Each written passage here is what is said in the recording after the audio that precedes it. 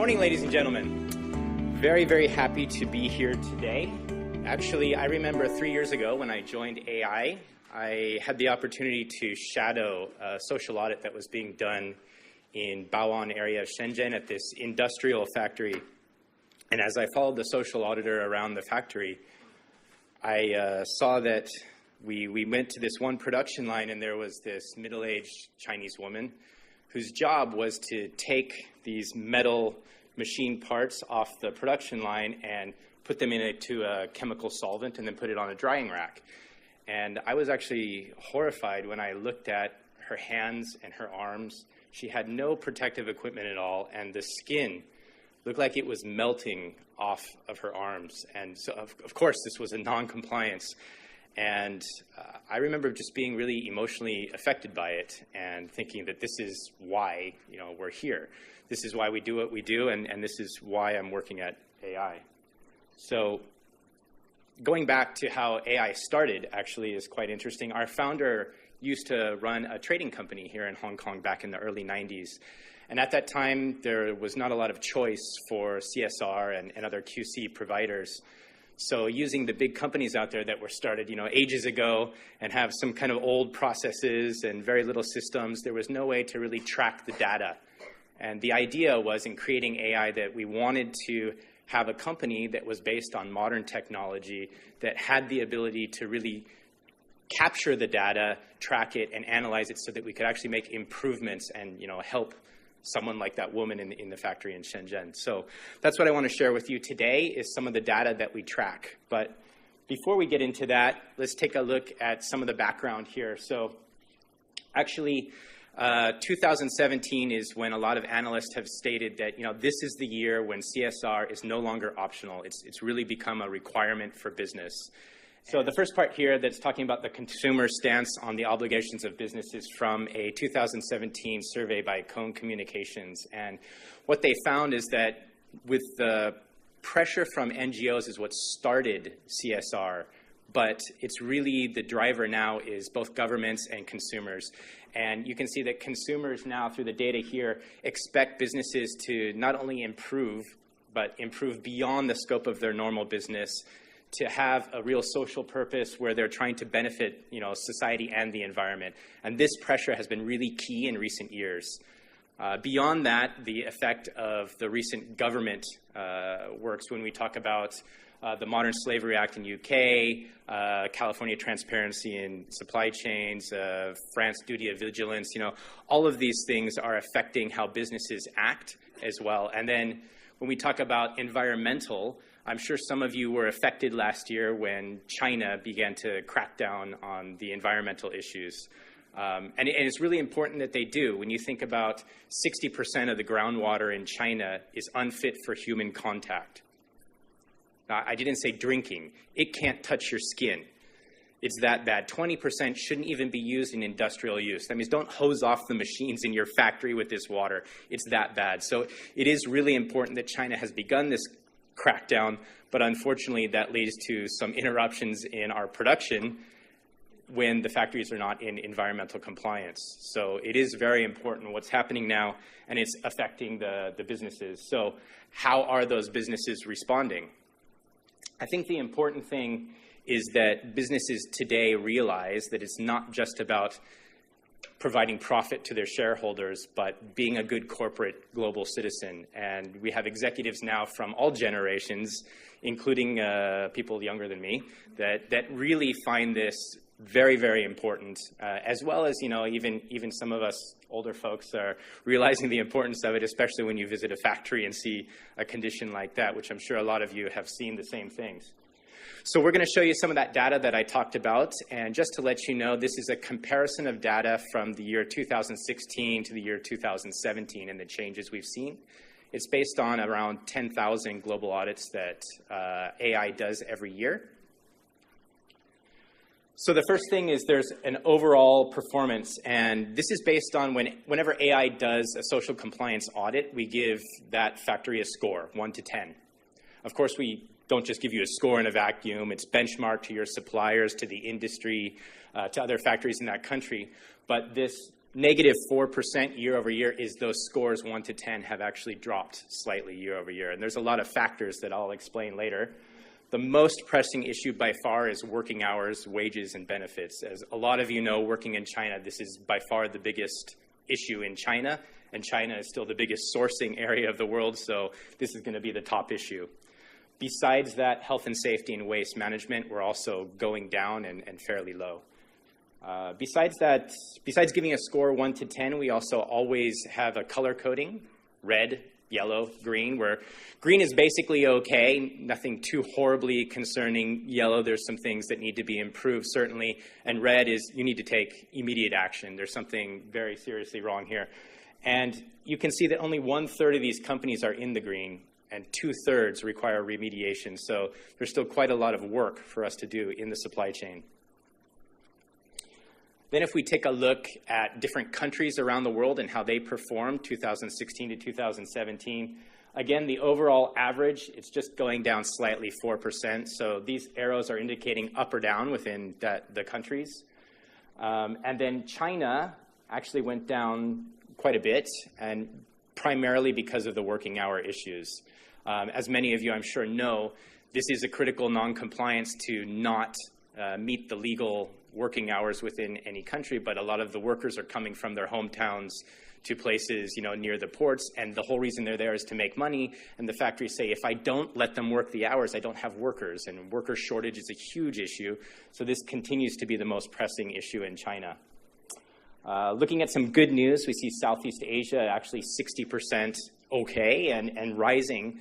So I think this is more to do with moving from factories from China to setting them up in Southeast Asia and places like Vietnam, where they're setting it up with the idea of the things that they learned when they were in China from CSR. So CSR is in mind when they set up the new factory, then it's going to score better, which is great news. And hopefully we'll see that in other places as well that we're not seeing yet, like Africa. Besides that, Bangladesh has gone up just slightly, which is great. It's still 60% in the yellow and around 19% is only in green. So this probably has to do with the efforts of the Accord and the Alliance in Bangladesh. But progress is slow, and there's still a lot of work to do in Bangladesh as well. I think the other significant thing here is Turkey, where we can see it's actually down quite a bit year over year with 38% in the red. And as I'm sure you're aware, with the issues with Syrian refugees into Turkey, this has caused a lot of issues in the supply chain, particularly around forced labor and child labor. So let's take a look at it by industry. From here, I think the significant things to look at are construction and mechanical items. Traditionally, this is always the worst performer when we go out and do audits, with over 2/3 in the red alone, and more than 70, 75%, 78% that need remediation. Primarily, this is because this is not a consumer-driven business. These are industrial items. It's all B2B. So without that consumer pressure, they don't really feel the need to improve as they do in some of the other areas. So then if you look at textile, it's also going down, which may be surprising.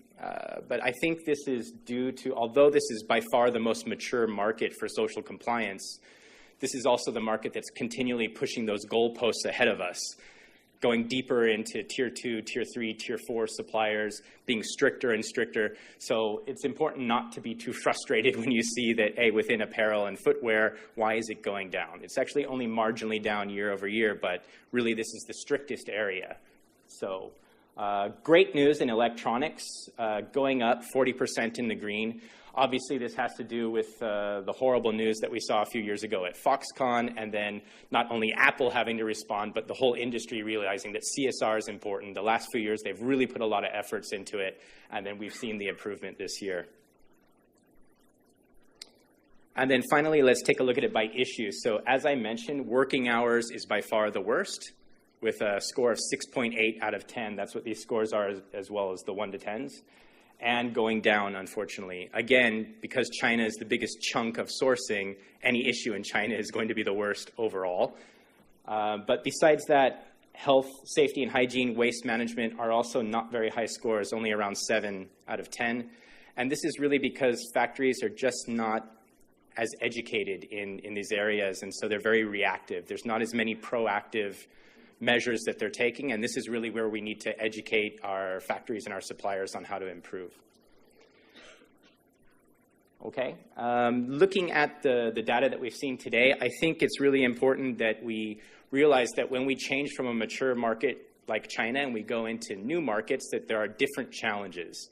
Sometimes it can work out well if the factories have set up thinking of CSR in mind. Sometimes when you move into Africa, it's a really huge challenge, and maybe there's a little bit difference in performance, but it's important not to get frustrated over that.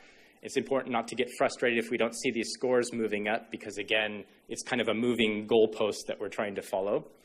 And I also think it's important that we realize that only with this kind of data, where we have the ability to track it, to analyze it, can we find out what are the trends and what are the really key areas that we need to work on.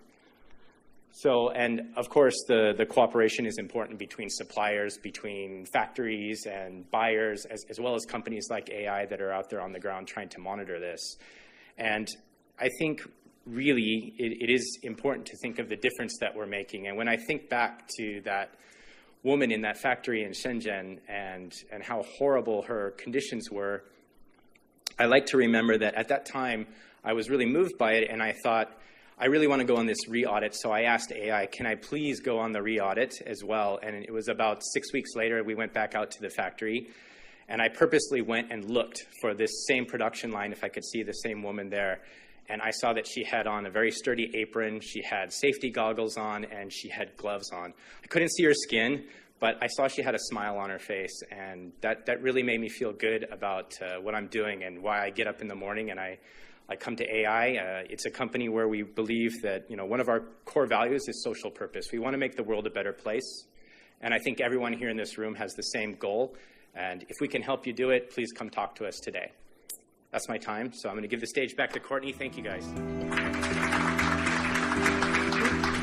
Next up, we have Aditi Wanchoo. She is the Senior Manager for Social and Environmental Affairs APAC for Adidas.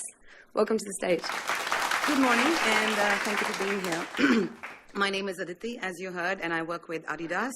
I lead our modern slavery outreach program, and in the next 15-20 minutes, I hope to give you a flavor of what that means. Can I just get a sense of who's in the room? Businesses, hands up. Nonprofits, hands up. Businesses?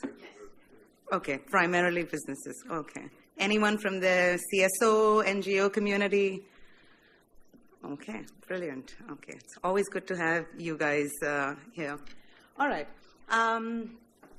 At Adidas, our sustainability strategy is really across the value chain of where sport is made, sold, and played. And I'm going to talk about the made part because social compliance and labor rights programs are run really in factories and farms, which is what I'll focus on. Just to give you a sense of when we started, this was about 20 years ago, and the Social and Environmental Affairs Program, which is the program that runs compliance programs at Adidas, it was launched on the back of child labor concerns in the supply chain. And at that point, in the early 90s, when we were asked about where the footballs were made and potentially made using child labor, it took us a few days to sort of trace it back to the factory where this was being produced. It turns out they were counterfeit products. They weren't even ours. But the point is that it took us that amount of time, and that's when the department was set up to say, we need to have this information on the tips of our fingers. Where are our products made? In what conditions? And so 1996-97 was the launch of the SEA program and the launch of our workplace standards, which is really our code of conduct that all suppliers that manufacture for us need to adhere to. I'm not going to drain this, but most of you will know this. Our workplace, most chain, codes of conduct or workplace standards look at employment and human rights as well as environmental standards. And we have a very, very strict pre-screening policy. So before a supplier or a business partner can do business with us, they need to be able to adhere to our workplace standards, and we have what we call zero tolerance issues, which is really around forced labor, child labor, prison labor. And then there's something called threshold issues, which when we find issues that can be remediated, we give them some time to fix it. And only then, if they are able to demonstrate that they're socially compliant, can they enter our supply chain. So we typically tend to, I think 40% of the suppliers are rejected because they're not able to meet our workplace standards. But once they're in, very rarely do we terminate relationships, because the idea is to build long-term business relationships with these suppliers. So the way the program works, the SEA function, it really looks at, assessment, bringing the suppliers in, building their capacity. We have a rating system for the suppliers. So think of a 5-star rating, in like a hotel industry. So suppliers at 5-star are obviously very, very socially compliant. At 1-star, 2-star, we call it the C KPI, C standing for compliance. 1 and 2C, a lot of emphasis is placed on training and building capacity, so they move up the 5-star band. We obviously also, when we find consistent breaches to our workplace standards, we do tend to have our enforcement guidelines kick in. So like the 3 stripes, we have a 3 strike system. They're given first warning, second warning, third warning, and then we would terminate if a supplier is not able to comply. All of this really happens at what we call the Tier 1, the main primary production. The modern slavery program, which is what I lead and which is what I'll talk about, was formally launched a couple of years ago to look at our extended supply chain. I'll just pause before I get into details around, is the word modern slavery, is it familiar to you? Have you heard it before? Show of hands. Okay, brilliant. This is the legal definition of forced labor by the ILO, which is the International Labour Organization. I'm going to take a second to read it. So, all work or service which is exacted from any person under the threat of a penalty and for which the person has not offered himself or herself voluntarily. This is legalese, yeah? To my mind, it's choicelessness. When somebody is not able to walk away, it's a forced labor or a modern slavery situation. So what does it mean for us at Adidas? I mean, it's an umbrella term. It can mean many things. We're really focused on forced labor situations, the worst forms of child labor, and what we call debt bondage. And when we started the program, we said, okay, let's look at the various tiers of our supply chain, and let's do some kind of a mapping. Many brands have different definitions of their tiers. You heard him say tier 1, 2, 3, 4. For the purpose of this program, we said tier 1 would be, cut, make, trim, where the assembly line. Tier 2 then is everything else, all processing, anything that supports the core process. So in our industry, which is apparel and footwear, it would be tanneries, knitting, weaving, dyeing, finishing, the works. And tier 3 is your source of the raw material. And we said, of course, different strategies have to be applied at different levels of the tier of the supply chain. What works at tier 1 will not work at tier 3 because your leverage is so limited as you go further upstream. So at the tier 1, I already spoke about our social compliance program. So there's a very robust program that goes into factories, works with our manufacturers. At the tier 2, we decided to use the lever of influence, building capacity, education, and I'll speak to that. And at the tier 3, where you're talking about farms, and many, many, many farms all over the world, whether it's for rubber, leather, or cotton, which we identified as the key raw materials that are used in our processes, we said that it has to be through a stakeholder engagement approach. So what did we do? We obviously mapped where the risks were. What are the high-risk countries? What are the low-risk countries? And we sort of, funneled it down to the countries that you see on the slide. I won't drain it. But the idea was to, at the tier 2, like I said, look at training. And I'll spend the next couple of minutes on that because we found that to be a very effective strategy to bring about change. So in 2016, we worked with about, I would say, 30 tier 2 suppliers. And you have to understand, these are not our primary suppliers. We don't have a contractual agreement or relationship with them. So, and I'm saying that only because change, like I said, then becomes so much more difficult. We can't go in the way we would with our tier 1s to say, these are our standards, this is what you need to do. At the tier 2, when you're moving down the chain, you have to be slightly more sort of saying, okay, this is what we expect, we hope you can adhere. While we can't terminate, at least you know these are our expectations. So we worked with the ILO to do this training with our tier 2s. And it was, and we learned a few things. The first piece was, it was over 2 days. So sitting with tier 2 suppliers for 2 whole days on modern slavery, 1 day was better, which is what we did when we rolled it out the next year. The other thing that we realized was that it needed to be embedded in our standards. This is what we expect from you guys. That needed to be very, very clear versus an overall, this is modern slavery, these are the legislations. For suppliers from Taiwan, China, Vietnam, sitting in a room listening to the UK Modern Slavery Act and other legislative instruments, I mean, it's certainly helpful and they need to know, but beyond the point, how is it going to impact them and their little supply chain or little factory? So we needed to make it personal, which is what we did in the second round of training, which we did with the IOM, also a UN agency. And the key bit was really doing this with, training is easy, building a course curriculum is easy, bringing your suppliers together is easy-ish. What happens after is the key bit. So we had these very simple action plans saying, okay, now you know what are the indicators of forced labor. Here are your 11 ILO indicators. It's not okay to withhold passports. It's not okay to lock up dormitories. What are you going to do differently in the next 6, 8, 12 months?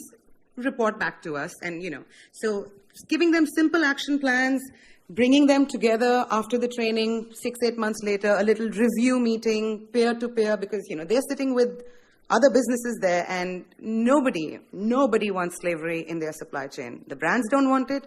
They don't want it.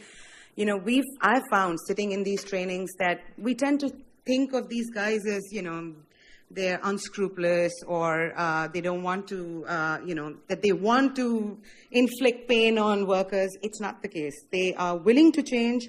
They just don't sometimes have the capacity or the knowledge. I mean, of course, you will have bad apples everywhere, but by and large, in my experience, I have found suppliers to be very willing and open if you engage with them. The other piece of the training was the TOT, which is the training of trainers, which I would highly recommend if people are planning to do this. What we decided to do was actually train a few of our own staff on modern slavery so that they could then go out and do these trainings in the different countries that we operate, which is primarily China, Vietnam, Cambodia, Indonesia, Vietnam. Those are our key primary sourcing countries.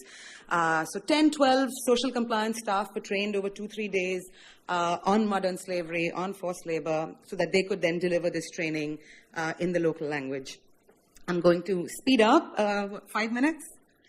So these trainings we did last year in about 95 suppliers across Vietnam, Taiwan, Indonesia, China,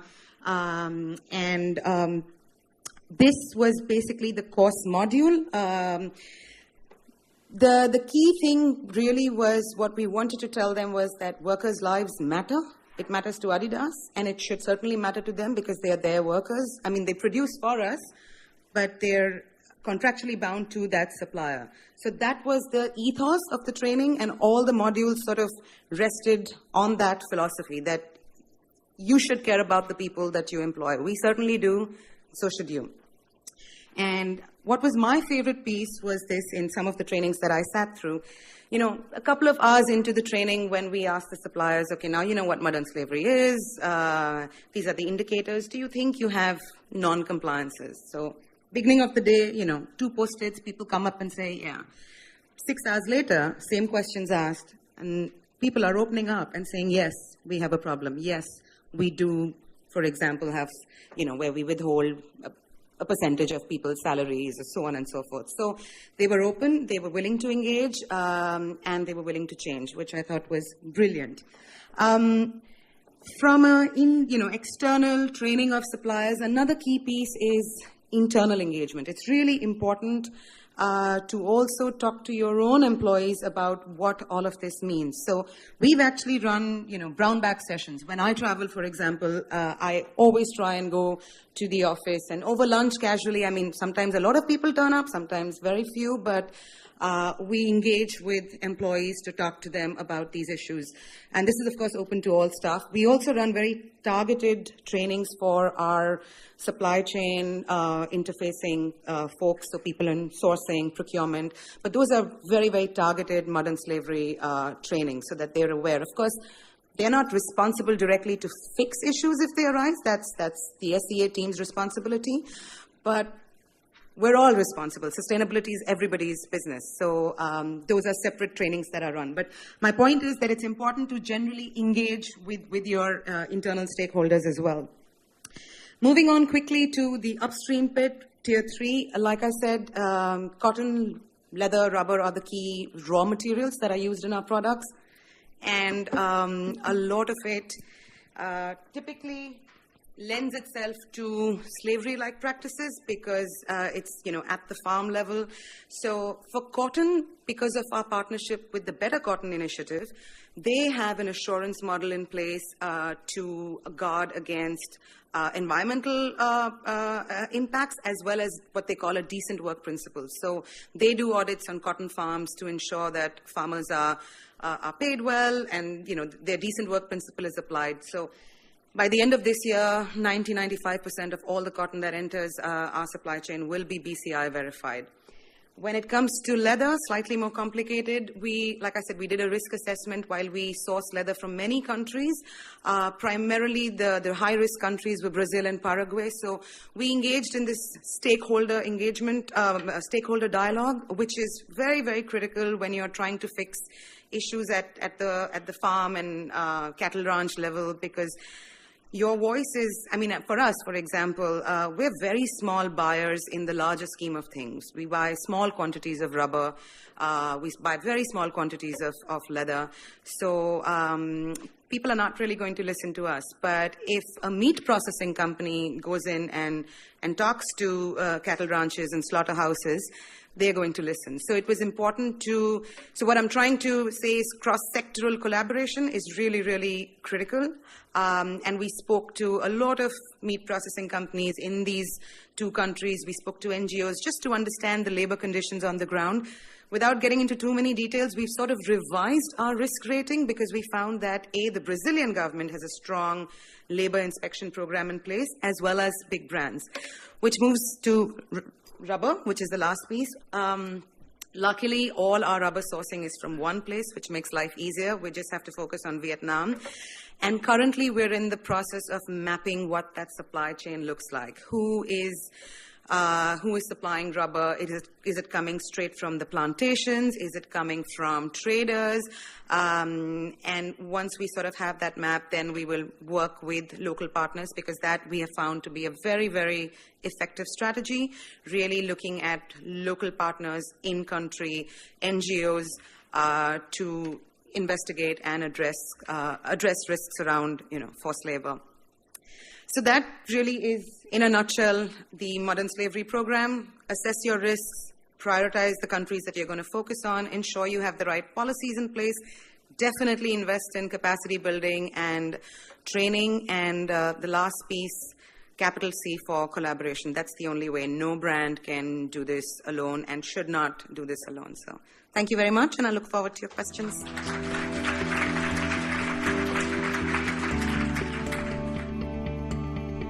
Thank you, Aditi. That was very interesting. I would now like to bring to the stage, we're going to have 3 people come up to the stage. We've got Pentland's brand, Joyce Fong, who's the Corporate Responsibility Manager for Asia, and she'll be joined by Issara Institute, Anders Lisborg and Chaw, who is the Director of Business and Human Rights, and Chaw is the Country Director for Myanmar. So welcome. Good morning. I'm Joyce Fong from Pentland. Thank you for allowing me and my partners, Issara Institute, to take part in today's conference. So I'm a buyer. So our company, Pentland, is actually a family business, and we own a lot of brands. Not a lot of brands, some brands, and also we license some of the brands. So we manage on the brands, and we have a lot of suppliers that producing for us. So we need to be clear on ourselves where is our company stands. So our suppliers need to follow on our requirement. So what we are doing is like we have a very clear policies about modern slavery that is unacceptable for us, and we need to have our standard, our policies that tell our suppliers that the supply chain need to be look into what happens, what is the risk at the factories, and then we have to create our vulnerable workers policies to make it more clear about how we tackle on modern slavery. And as what Adidas also mentioned, Aditi mentioned that we have our due diligence to audit our factories, but we also find that we need to have more resource to work on this part. And then we also have training provided to our staff, and so that we have our eyes and ears as factories and our supply chain who told us what our CSR team need to do to work more hard on this part. So I'm not going to go through details, but because of the Modern Slavery Act that happened in 2015 in UK, who drive our companies to think more deeply about what Pentland should do and how we can work more closely and comply with the law requirement. With the law requirement, there is a section about transparency in supply chain. So we are thinking that, are we doing enough and should we be doing more? Our first step is to mapping our supply chain. And then we know where we are sourced from. And at the moment, we are still working on Tier 1, which for us is the castle and assembly factories. And then we are knowing that there are more risks at lower level, but we are still working on it to see where is the risks are.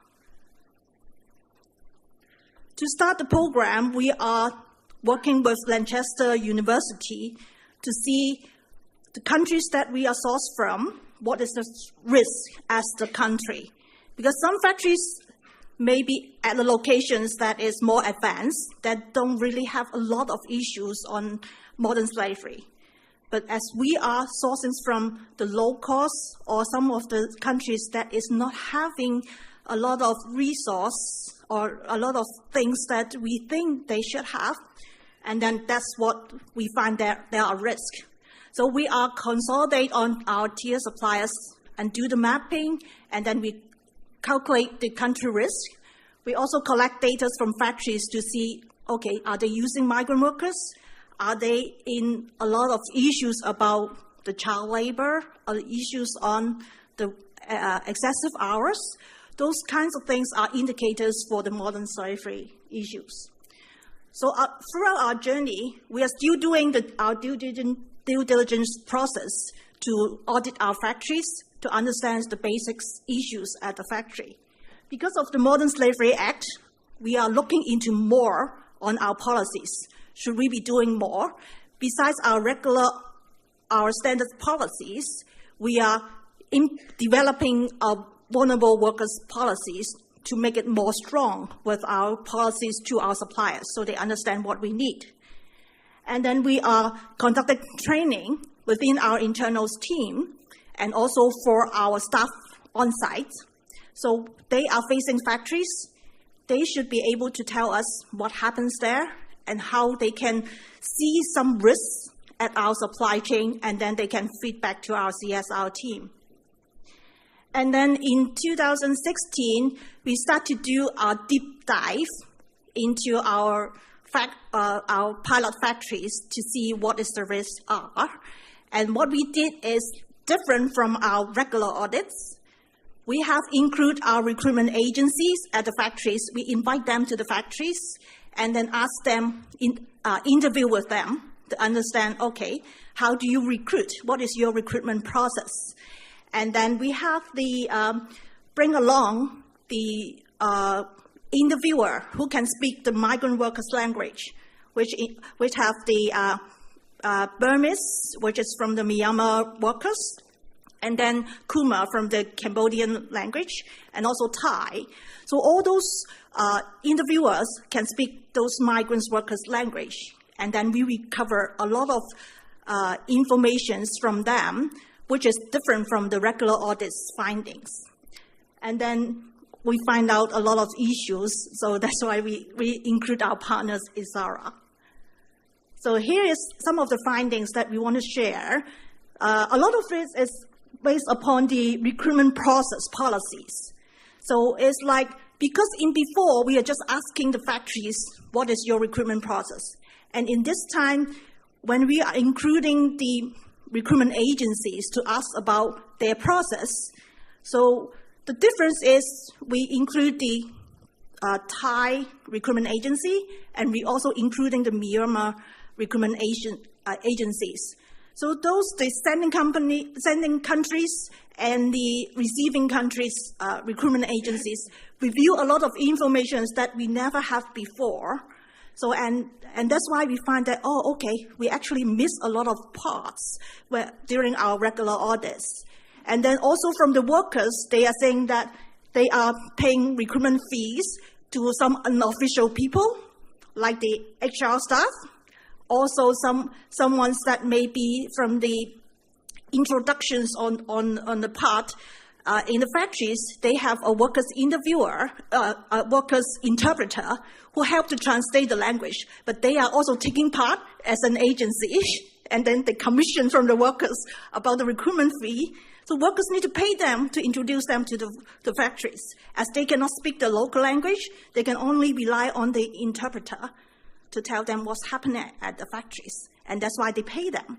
But it is not supposed to be, not allowed to be in our policies to pay those kind of recruitment fee from the workers. And then we find out a lot of issues on grievance procedures, and also factories also implement some requirement, limited the access on the bank book. We said we don't allow for the withholding passport, but they withhold their bank book, so they cannot go to the bank and get their money, and they need to go through the factories to get the money. So those are the interesting information that we get, and we think that we need some more process for us to remediate on the issues, and that's why we bring our partners, Issara, and I pass it to Issara to introduce their inclusive monitoring system, how they can help us to remediate on the issues.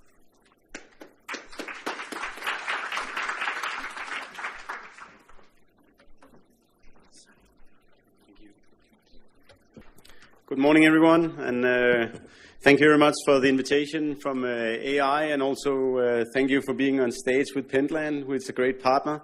It's always a pleasure to be here in Hong Kong. It's one of my favorite cities in Southeast Asia. So, or East Asia. So I'm going to talk a little bit more about the solutions on the ground and what we do practically to address some of these challenges that we have just talked about in the previous sessions. I started working on trafficking and issues like trafficking more than 20 years ago. I was in Asia. At that time, most people were focusing on trafficking for sexual exploitation and so on. But it was surprising to me to see how few were addressing trafficking into labor exploitation. I went in to see factories at the time that looked like prisons, with more than 200 workers basically locked up. You had 4-meter-high fences, barbed wire. You have guards with pump guns in this case and all to keep people in. And you had the workers been working there for 2 years in export businesses, and nobody really addressed that at the time. Things have changed, and we have improved a lot since. because at that time nobody knew really what trafficking was, or modern slavery. Nobody used those terms, and that's changed. Today we are here all together because we are talking about some of these issues too. We have legislation, we have international standards and conventions and so on. We know it's a risk in global supply chains, and we also know how to address those risks in a way. So we do have, things have changed over time, and I will talk about how we actually address those risks on the ground. So let me see how it works. I'll start out showing a video of how we operate, because I thought that would be a good way to present the way we work. So we'll start out with a 4 minutes video to introduce. I hope it works.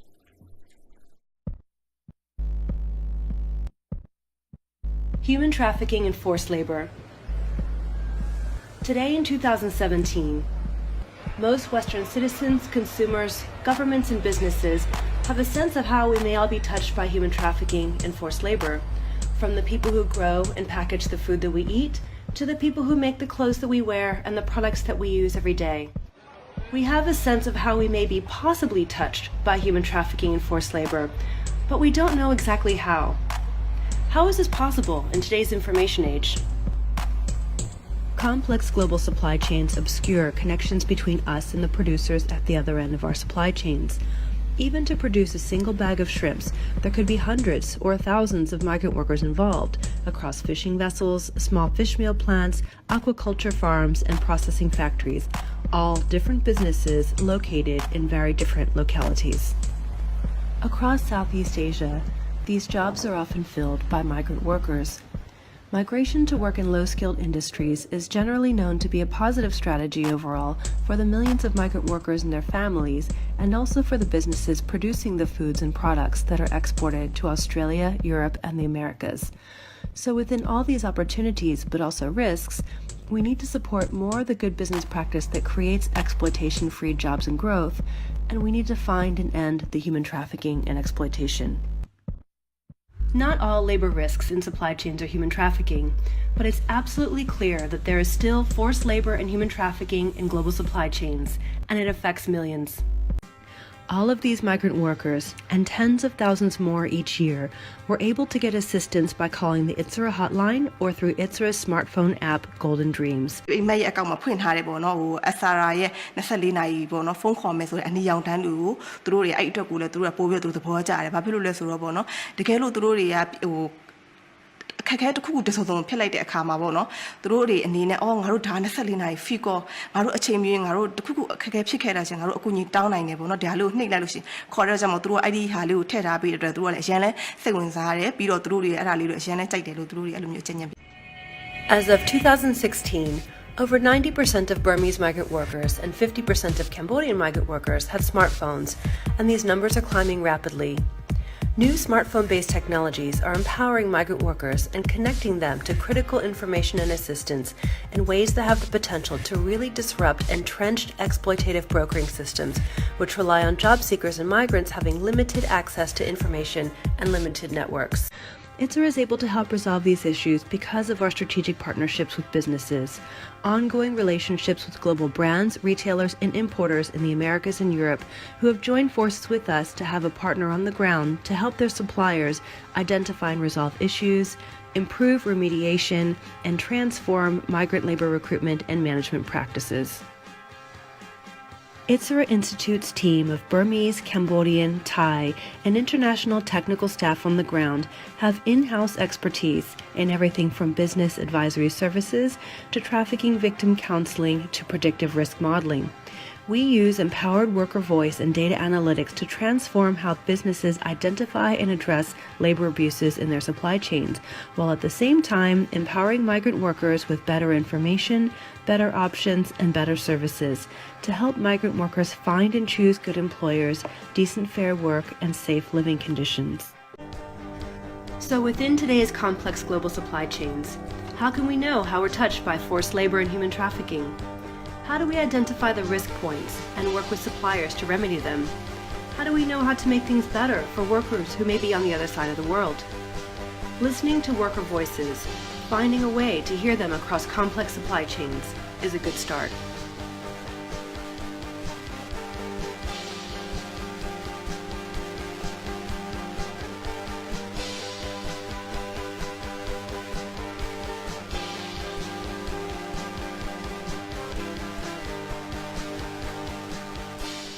I think that's a good way of introducing how we work, so you can see a little bit what's going on the ground. Who we are, first of all, I am the Director of Business and Human Rights at Issara Institute.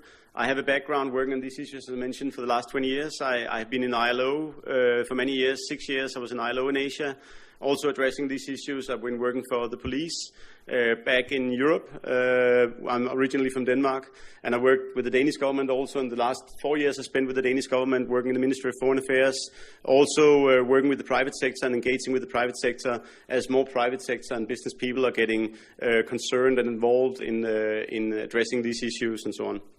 So we are an American-based NGO, an American-registered NGO, but based in Thailand and Myanmar.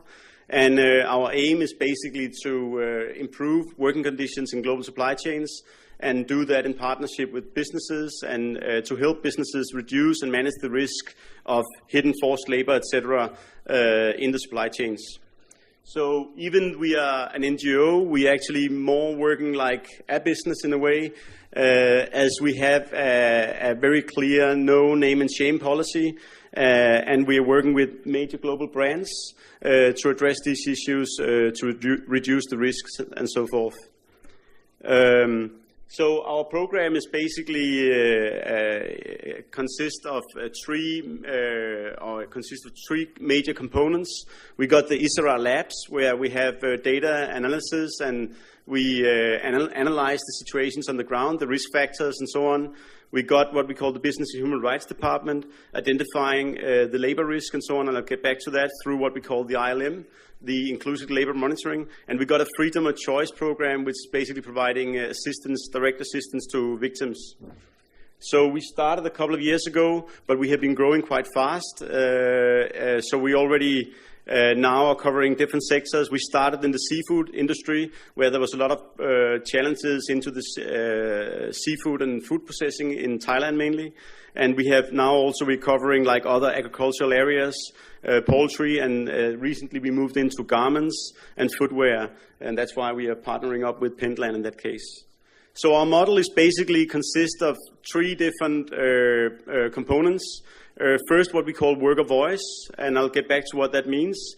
How we use worker voice to empower workers and get information from workers, and how we then use that information and analyze that information and work on technical solutions on the ground and remediation and so on. So hopefully that should be a kind of a triple win. It's improving the conditions for the workers, it's reducing the risk for businesses, and it's also improving the conditions in general, which is also an interest of the governments and so on, where we work. So the way we engage with workers directly is through multiple different channels. And one of them is direct outreach, so we go meet the workers at the factories, at the canteens, at the housing areas, and that's a big difference. We are on the ground, and we have outreach teams who work in local languages. We have a helpline and a hotline also that runs 24/7 in local languages, so workers can call in and report on issues and so on. We got what we call Golden Dreams, an app, which is basically a kind of a trip advisor for workers, so they can report, they can send alerts, and they can also rate recruitment agencies and the workplaces and so on. So through that, we generate a lot of information that we can transform into business intelligence, and that can help us inform the businesses and global brands about the risks. And we also work, there are different kind of social media platforms that we use. So we have like more than 85,000 followers on Facebook and so on. And we have closed chat groups and so on for workers in local languages that they can report in on. So all of that we call worker voice. And basically it's all about, I don't know whether maybe we can have a discussion about what worker voice means. It means different things for different people in different organizations. For us, it's about capturing the voices and experiences and make that into a clear mechanism for remediation for workers. So that's a very important component. And the model that we call the ILM, Inclusive Labor Monitoring, basically looks like this. So what you see there is like we start out with strategic partnerships with major global brands like Pentland. We then get information about their supply chains. This is in some cases confidential, in some cases it's already disclosed, open. And then we access businesses, the suppliers at local level, and we get to talk to the workers, to do the outreach. We talk to the management and the HR of the businesses and so on. And through that, we generate a lot of information. So the workers start to call back, they start to report back and so on. And we have a dialogue with the businesses. Then from that process, we identify issues and challenges. And then we work on the solutions. And what is different is like we also go back and actually call the workers. So we return call to workers to ask whether solutions have improved after we address them with the suppliers and so on. So we have a continuous kind of monitoring and follow-up as well that focus on remediation. And that again should hopefully improve results both for businesses and for the workers on the ground. So that could look like some of this, like a lot of a mix of technology, as I mentioned, that we use new innovative technology to do this, but also a lot of human outreach and people on the ground. And my colleague Chaw will talk a little bit more about that. So our impact, we have, as I mentioned, we're just a couple of years old. So this is kind of a new approach, and we're also different from auditing. And maybe we can have a debate about that later if we have time. But as you see, like we are now covering like in the ILM approach here, we have like 100,000 workers included. We got 17 strategic global brands on board. We got 90 Thai suppliers, some of them quite big businesses, and we got like a lot of followers on Facebook and social media who can report to us on some of the issues we address. Then we also bring together businesses at different levels. So we have a global forum. Last year in November, we had a global forum on ethical sourcing, and we will have another one again end of the year. We don't have the date right now, but we bring together global brands, local businesses, recruitment agencies, governments, and so on, NGOs and other stakeholders to discuss some of these issues to improve the conditions and to share new technology-based approaches to address these issues and to improve and mainly manage the risk of forced labor, modern slavery, etc. So this is in very brief our model. And with that, because we have limited time, I'd like to invite my colleague Chaw, who is the director of our new Myanmar office, up to talk about like what we do in Myanmar and also on our ethical recruitment program, which is quite new. Yeah, please, Chaw.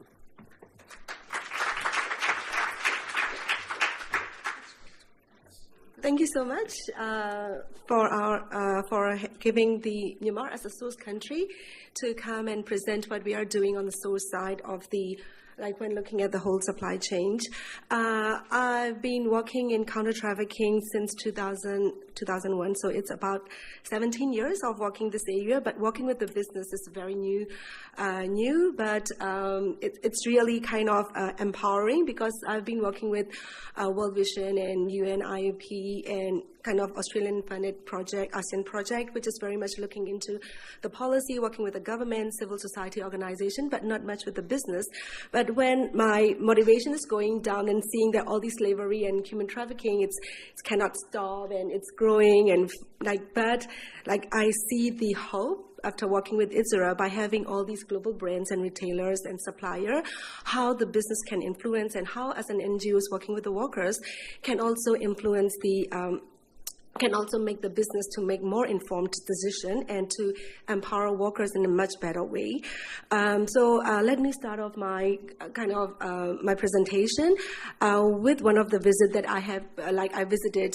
I joined Issara back in 2016, and then there was my first visit to a factory in Thailand.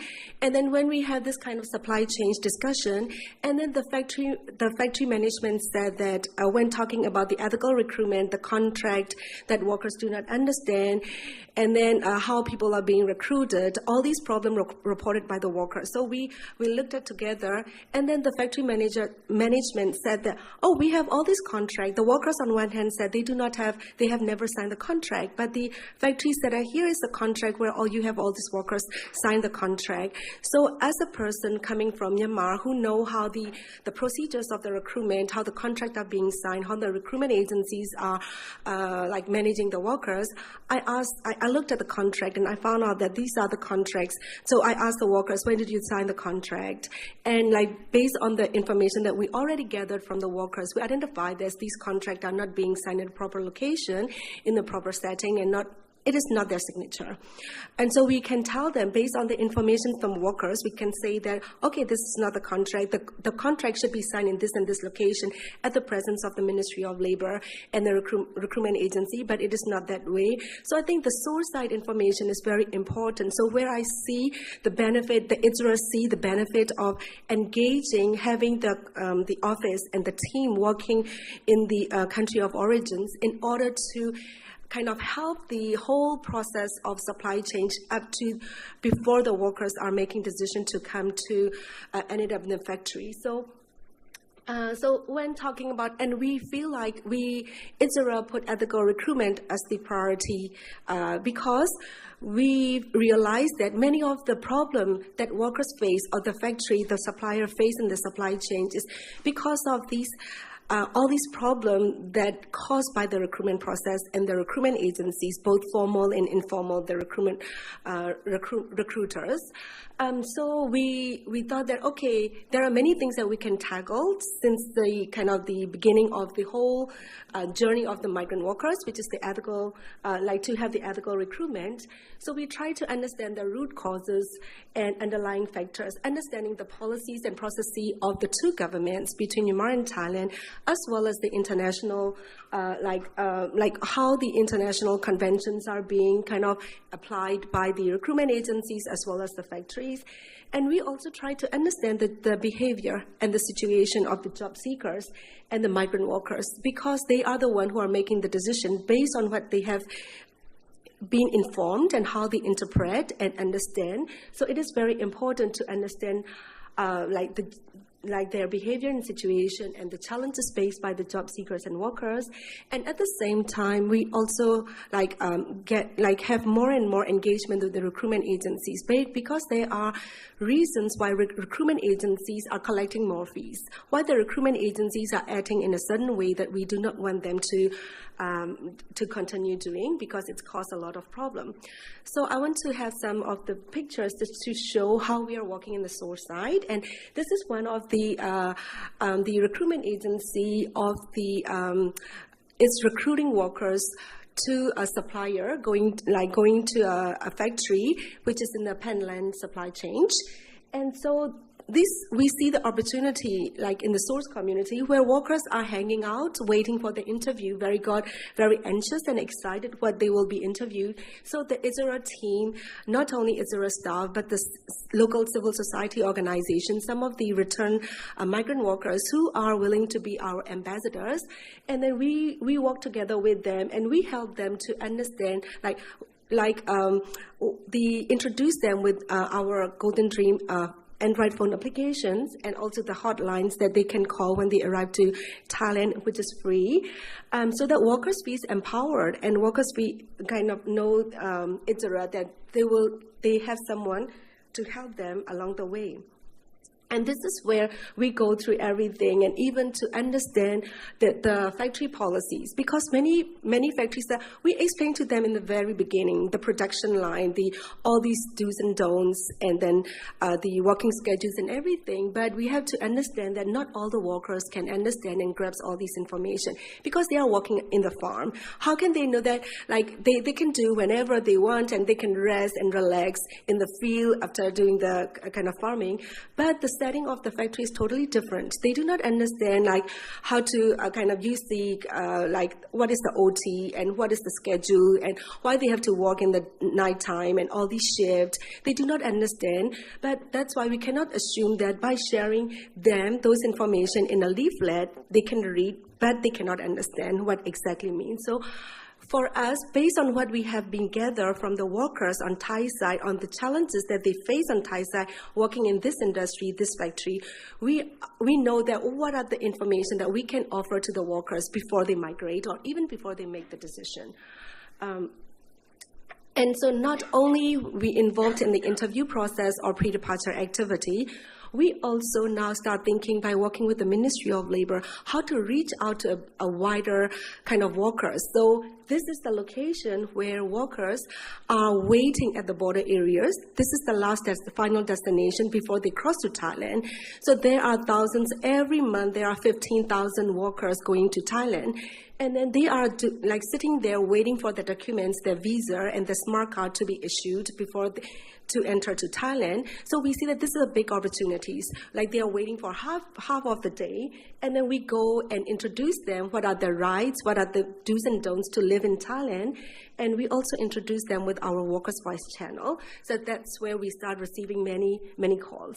Another thing is back to the data. We gather all these information based on we develop the trust, we empower the workers to contact us, and then we inform them that our Workers' Voice channel hotlines, it is 24 hours, 7 days a week, and we keep everything confidential. And then so they feel safe. They can test from the border. When we do the outreach, they have already the Thai SIM card, and they start testing the call. So when they test the call, and this is why we continue building trust with them and put them in a kind of a comfortable situation. So based on that, we now have the research paper on ethical recruitment for anyone who are interested can look into our website and a financial variable model on ethical recruitment. It took us about 6 months to a year to really understand what is happening with the whole ethical recruitment process.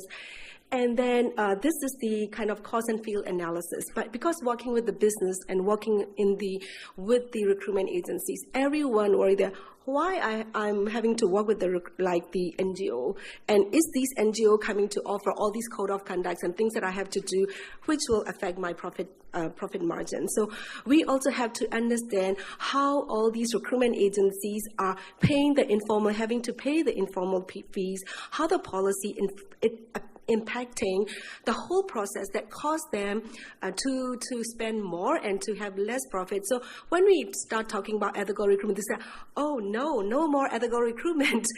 We don't want to hear about this, because we know that it will cost us more and it will affect our profit margin. But we have to kind of build trust again with the ethical recruitment agency and saying that, okay, and at the same time having the brands and the supplier start asking them about all these things related to the recruitment process. Who are you engaging? Are you engaging this recruitment agency? Some of the factory tell us that we recruit with, we involve with this recruitment agency. But we checked the list and we found out that this recruitment agencies have been blacklisted or in the kind of the gray list of the government or our CSO partners. So we can inform our business saying that, are you sure that this person exists or this recruitment agency exists? And then do you want to hear more about how the recruitment agencies is doing on the source side? So it's also benefit the factories in choosing which recruitment agencies that they should be working. And these recruitment agencies also hear back because they are being asked by the factory, how do they recruit people? How much do they charge? How do they interact with the workers?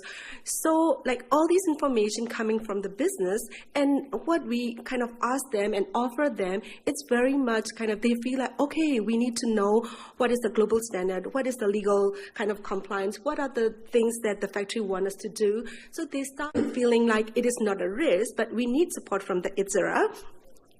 So that based on that, we have cost and fees analysis. And when we talk about ethical recruitment, it is not about only zero fees. It's talking about legal compliance, ethical and professional conduct, not free of charge services, how transparent and ethical term of engagement between recruitment agencies and the factories, and transparent wage deduction and benefit, healthy, safe, exploitation, free working and living condition, access to remedy and functional grievance mechanisms. So I think this is how the whole model, it's like having both, not only working in the factory or the store, like in the destination, but having engaged the source side engagement from the Issara team, as well as we are engaging with the wider civil society organizations and return migrants. It's how the business can benefit. Thank you so much.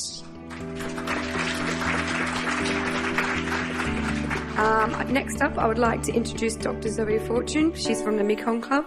She's got a very interesting presentation about the use of technology to fight modern slavery.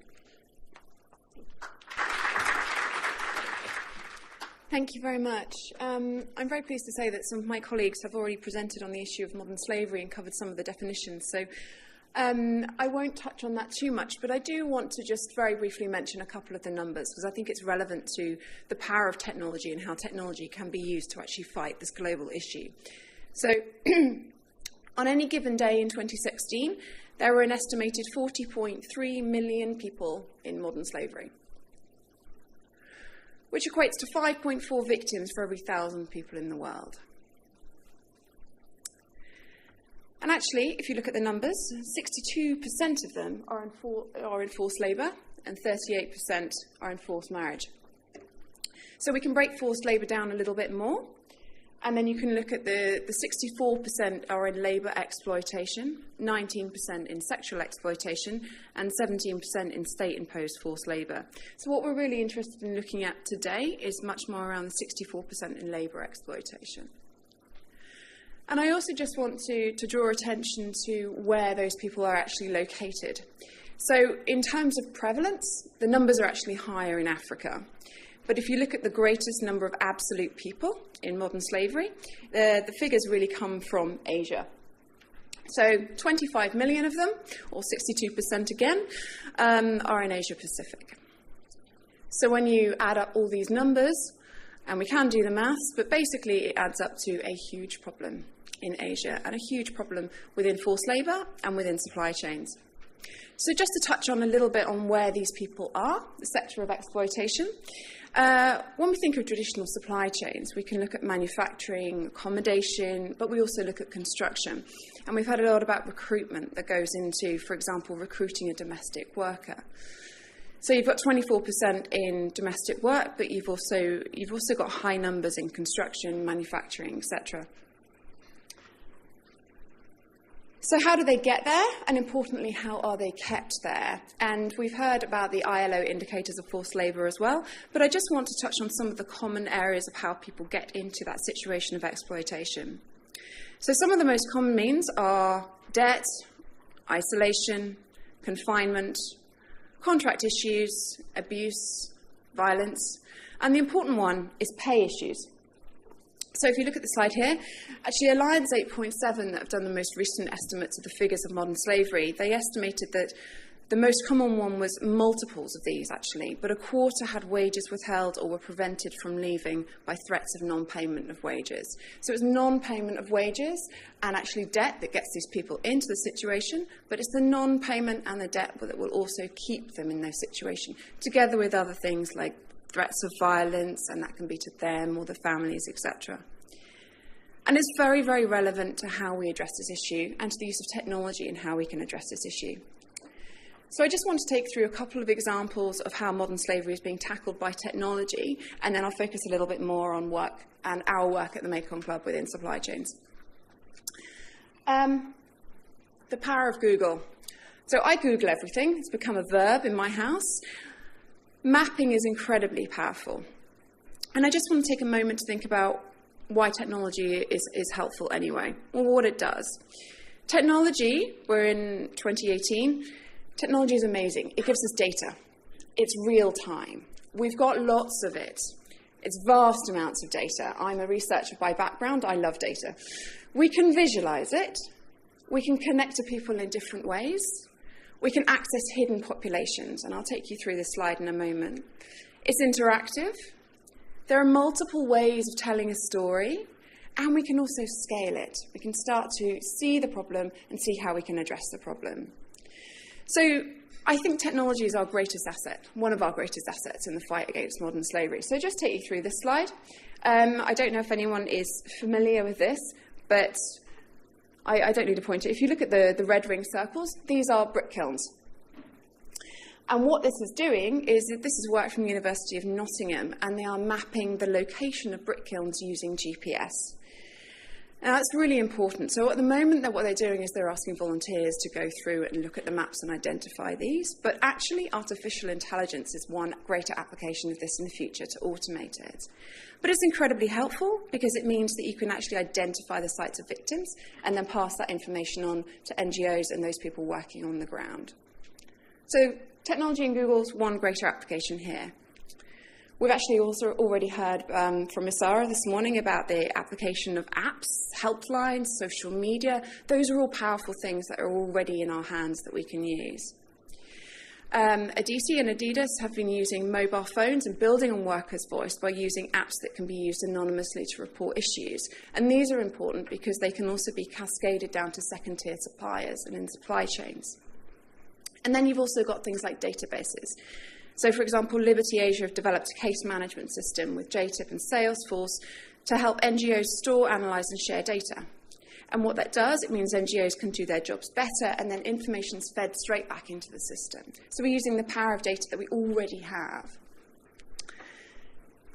So to just focus a little bit more on the work of the Mekong Club, what we do. So we work with the private sector. We are not a name me and shame me organisation, and we develop tools to support organisations who are working on this issue and to tackle this issue.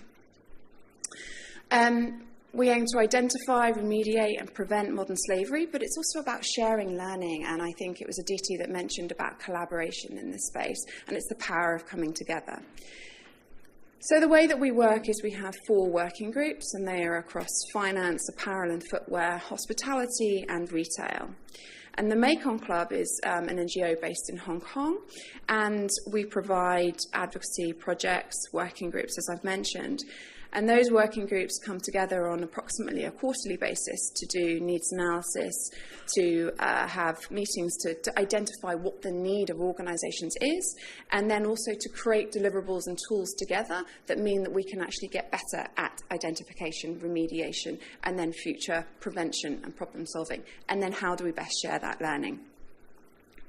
So to take you through a couple of our tools that we've created. And I want to focus on the ones that do use technology in some way or shape or form. So one of the first ones is around raising awareness. And I think there's been a lot of great raising awareness on the issue of modern slavery and forced labour in general in the last couple of years.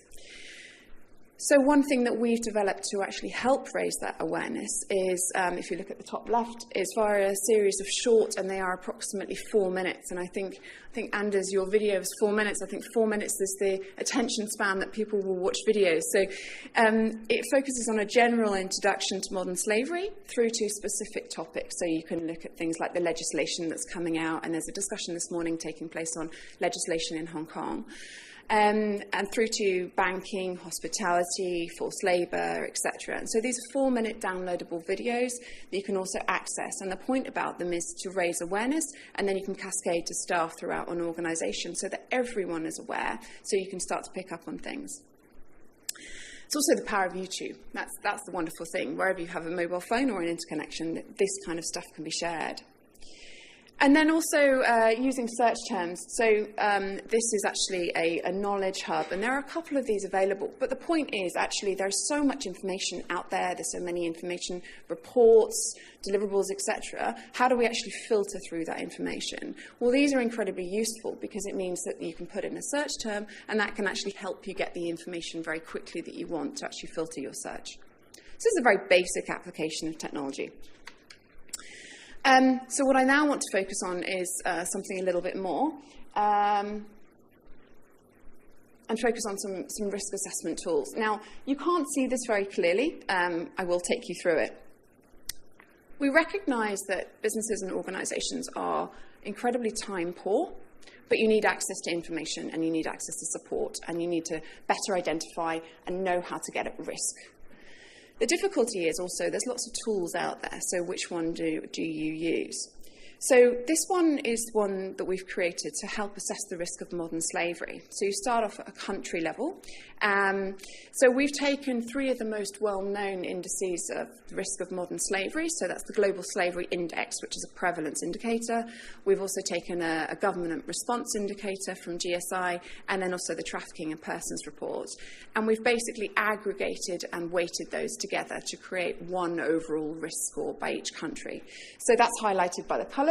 So on the country map, you can see yellow, green, red, etc. And there's kind of roughly what you might expect. Grey is where we don't have enough data to be able to aggregate it together. So then what we've done is to create a commodities map. And what that does is it takes information from across multiple sources so that you can search by commodity and you can search by country. And that will bring up whether there's been an indication of modern slavery, child slavery in that country, and that will produce a report.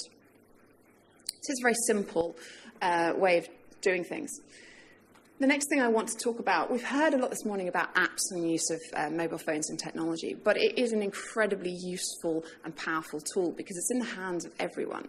So this is something that the Mekong Club has developed in association with the United Nations University Institute of Computing and Science. And this is an app called a prize, and it's about identification of potential victims. And so you can do it by different sectors, as you can see. And we have it in 14 different languages. So the really important point here is that workers choose a flag of their own country, and they then see a video and it appears in their own language. And that's important because it gives them the confidence and they know that they can trust this person and it's in their own language. Because we've heard already this morning that actually language is one of the key issues within this and within audits, etc. as well. So the workers then get asked a series of questions, and it means that you can ensure confidentiality because it can be completed by the worker, and you don't have to have someone translating or someone sitting there with them going through it.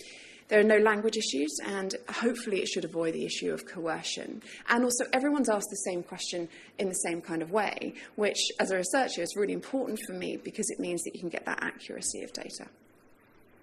So we're currently piloting that within Thailand, and the other thing that you can do within this is you could use it in audits, for example. So this is the kind of app that you might be able to use. I know everyone's very time-pressed on audits, but you might be able to use it to actually get additional information as part of the worker interviews.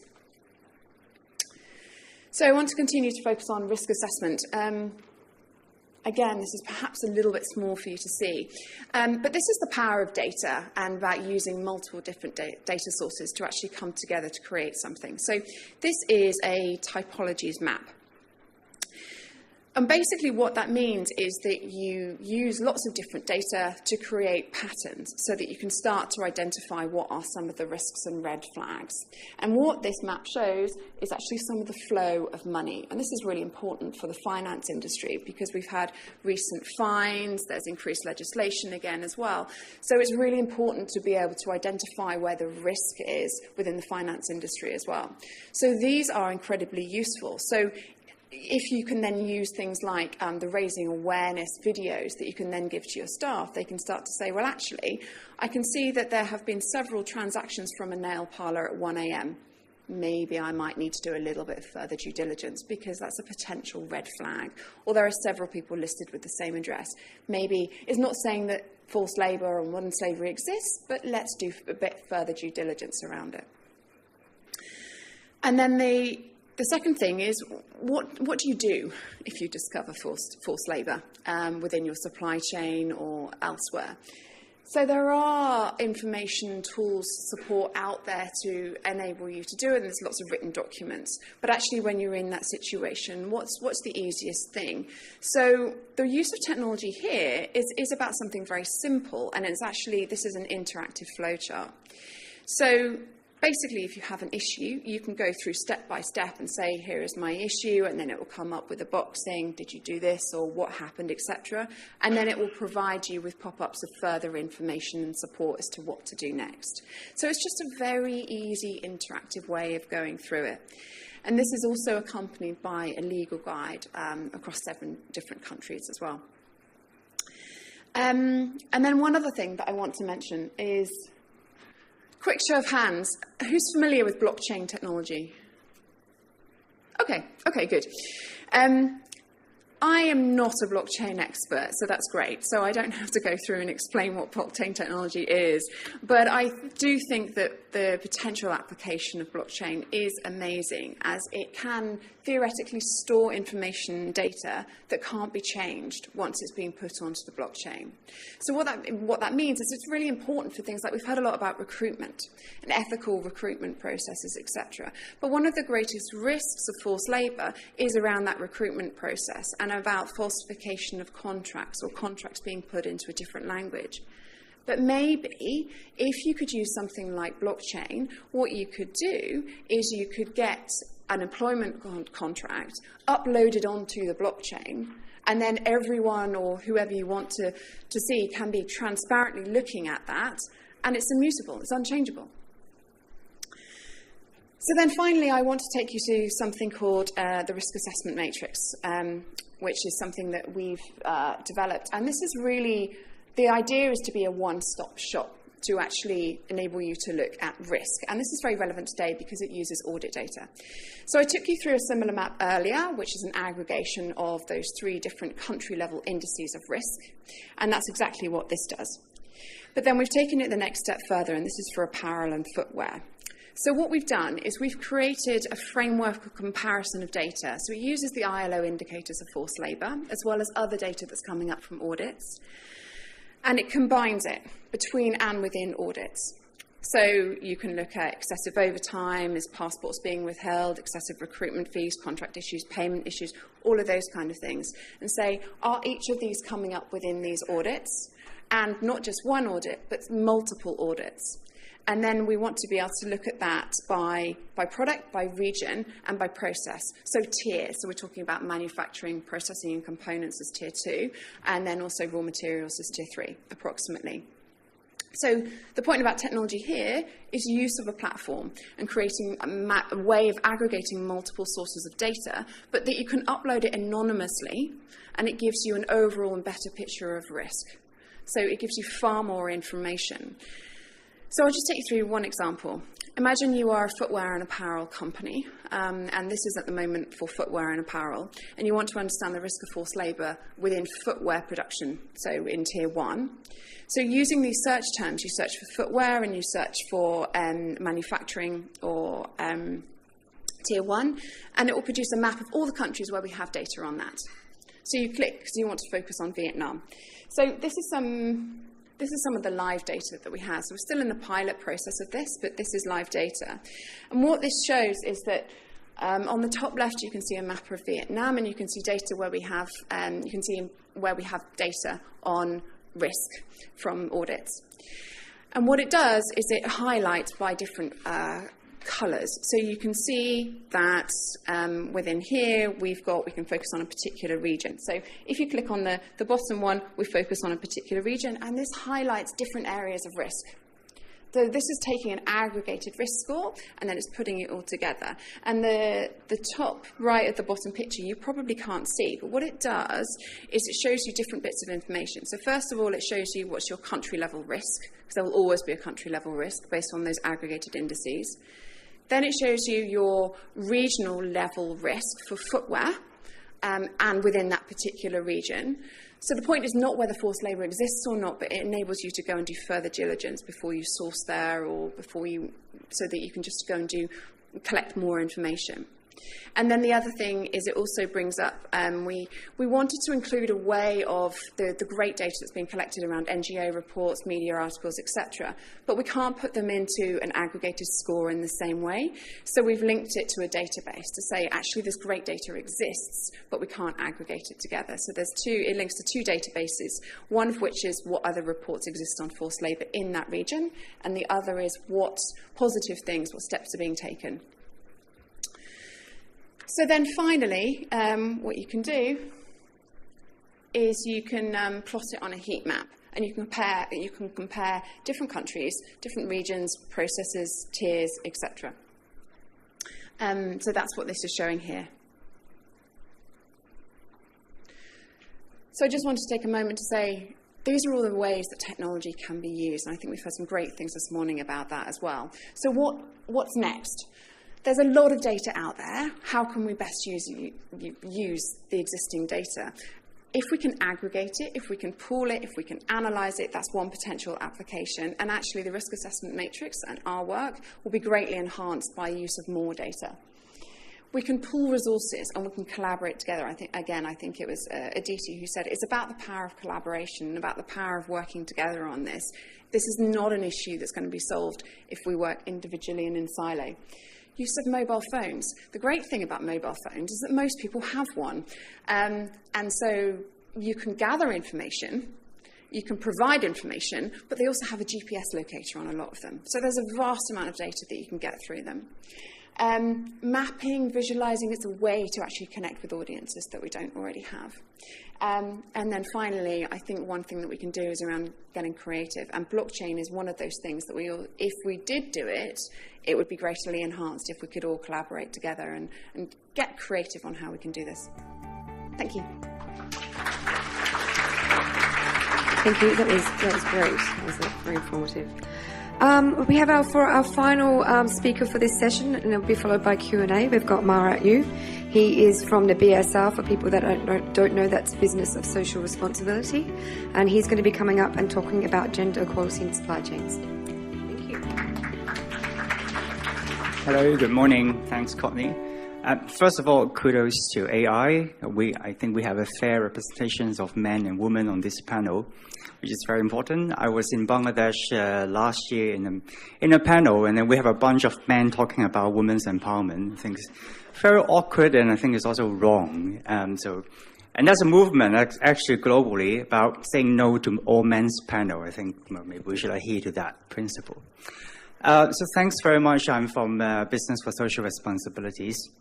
We are a non-profit business network and consultancies working with companies to create a just and sustainable world. So women's empowerment is actually our focus, and I want to talk about gender equality in the supply chain today.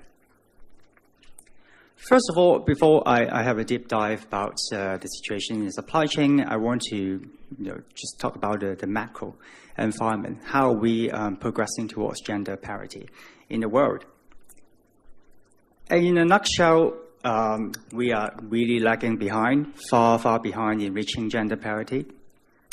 The World Economic Forum started to track the progress towards gender parity since 2006 in 4 domains: economic opportunities and participations, health and survival, education and attainment, and also political empowerment. And so this is, it was the first time in 2017 that we actually see the gap widening in all regions. So as it stands now in Western Europe, it would take us 47 years to reach gender parity in these 4 domains.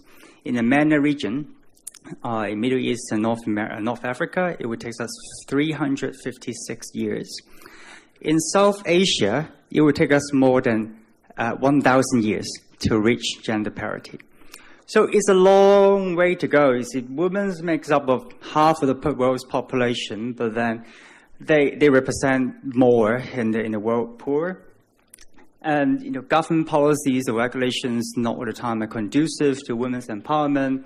They work longer hours, they earn less.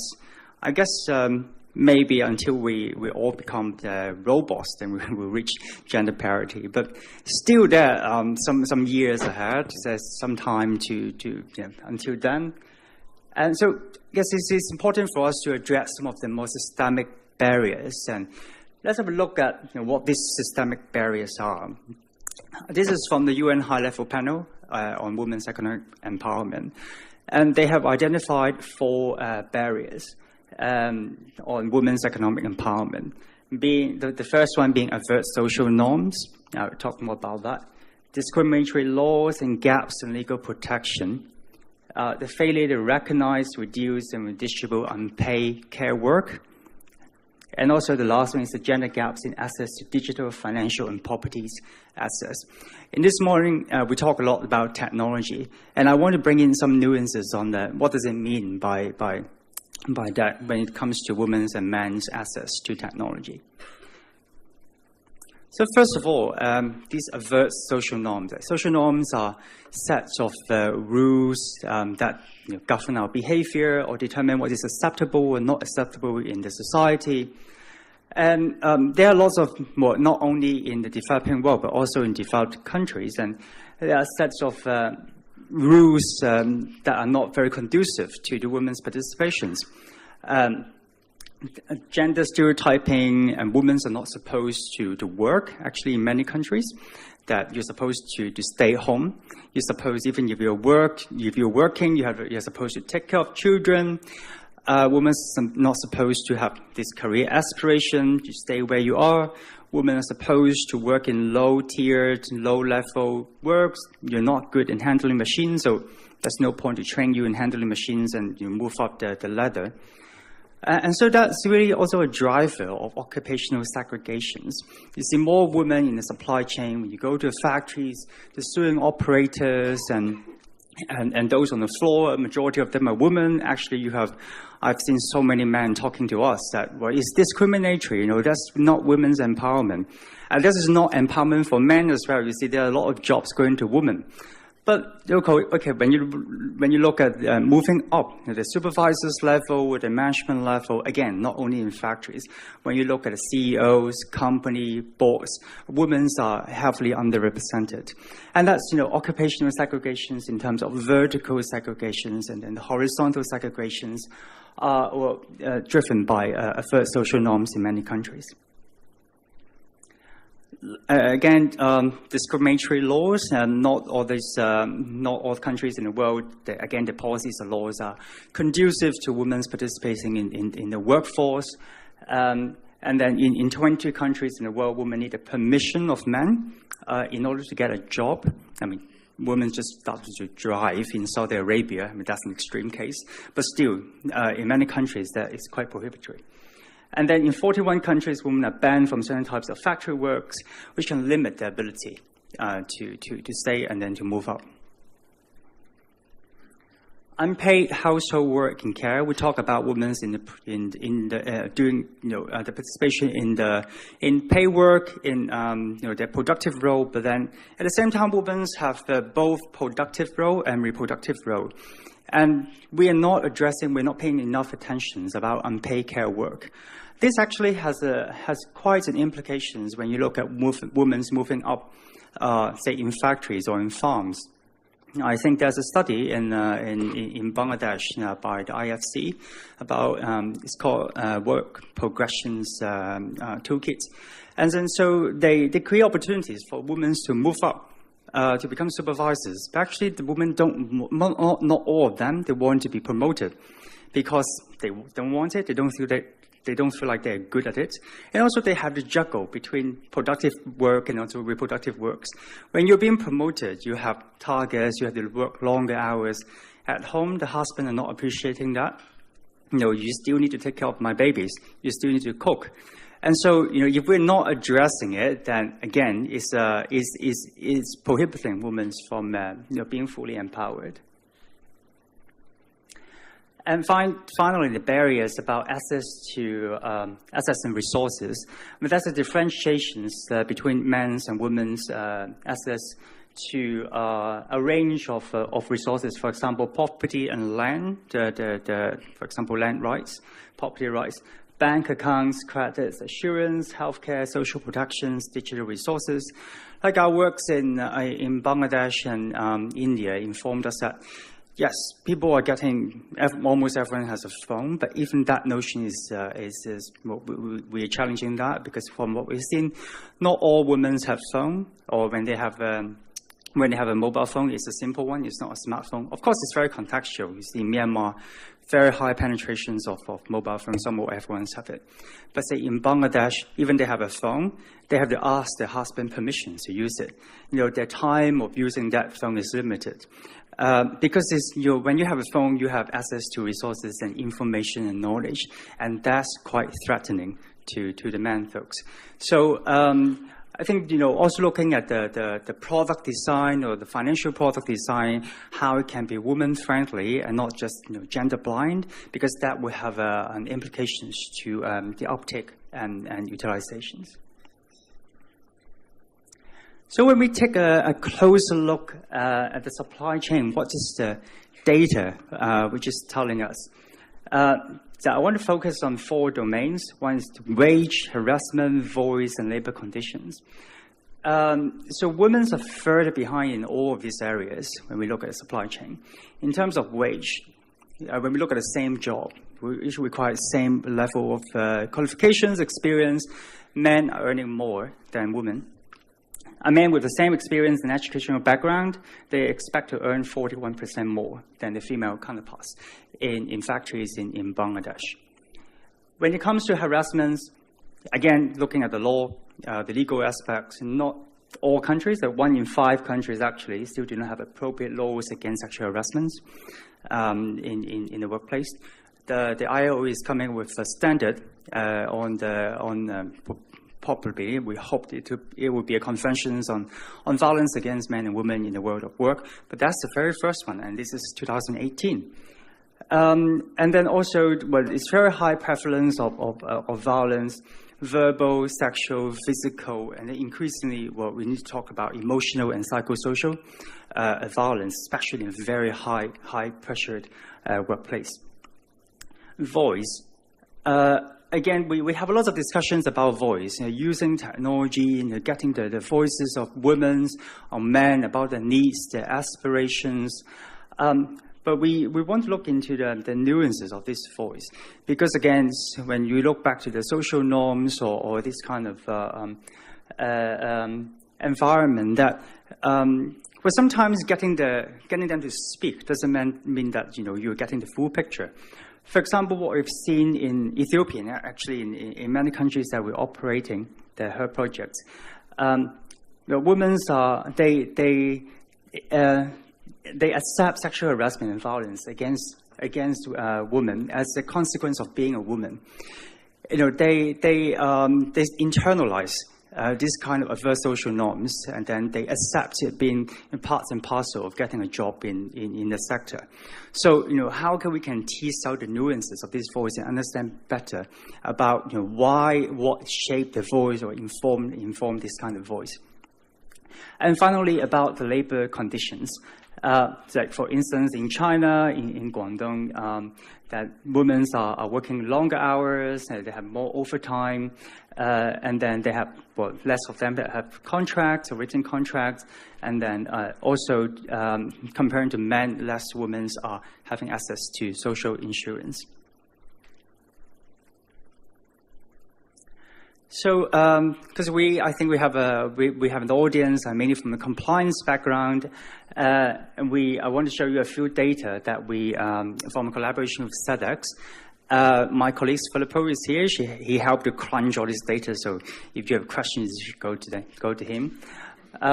So we have done some data crunching, with SEDEX with the audits platform, the reports platform, looking at the past 3 years of 2014, 2017, the audits uploaded to the platform, about 87,000 audit reports, which includes approximately 235,000 non-compliance cases, and in a range of countries. Of course, the distributions of this country is weighed by the membership of SEDEX. And so most of these audit reports come from China, India, and UK, representing a wide range of business. So when we do this crunching, we do some keyword search, which we think are the highest gender-sensitive contents, including harassment, discrimination, health and safety, and equal opportunities. And from this keyword search, we narrow down to about 1,200 non-compliances, and of which about 950 or so, they are gender-specific. What we mean is, for example, when we do a keyword search on discrimination, there are reports about age-related discrimination. It's not exactly gender-specific. So we narrow down the search criteria and then come up with about 965. gender-related non-compliances. And this is just a distribution. It doesn't mean that all factories are all workplaces are follow the same pattern. But then when we look at the main gender-related non-compliance, it relates to washroom and toilet facilities, lack of policy and discrimination, lack of policy and sexual harassment, etc. And when you look at the actual non-compliance related to sexual harassment, is only about 2%. That's, again, it doesn't mean that we only have 2% of sexual harassment in the workplace. It probably is because it's more difficult to unearth through audits. But then the lack of policies is quite easy to detect. So the gap in facilities, by a factory visit or document review, but it's just a snapshot of the issues. Well, clearly, it's not only about a business case to look at gender equality in supply chain. First of all, it's a human rights case. I mean, women need to be treated equally with men. But when we look at business, there are clearly, again, many business cases to address it, to promote gender equality. And we say gender equality is not only about promoting women, but creating equal opportunities for men and women. Well, from our research, from our data, and from many data, we've seen that by working towards gender equality, it helps factories and farms and workplaces to meet production targets, it maintains a stronger and more stable workforce, reduce turnover, absenteeism, increasing productivity and cost savings, it improves overall compliance, and also enhance employee engagement. So we know it's very challenging. I hope it doesn't take 1,000 years to solve it. And what are the practical actions that we are working with different partners and also within BSR to tackle these issues? Basically look at both internal process and external process, especially on collaborations. To achieve gender equality in supply chains, we feel that companies should look at these 4 areas. First, internally, the program scope and structure. What is the supply chain strategies? Is women's empowerment or gender equality in your supply chain strategies? The due diligence process. Well, we talk a lot about risk assessment and then on identifying hotspots. What is gender and women in this kind of hotspots or risk assessment? And how do they play out in this kind of exercise? The governance and management, we have readily available tools that we can use. For example, codes of conduct. For example, auditing tools, how it can be more gender sensitive. Externally, about engaging with suppliers and collaborations. When we take a closer look at the internal system, for instance, companies can turn to the UN Guiding Principles when we want to consider the program scope and structure to better understand the due diligence process.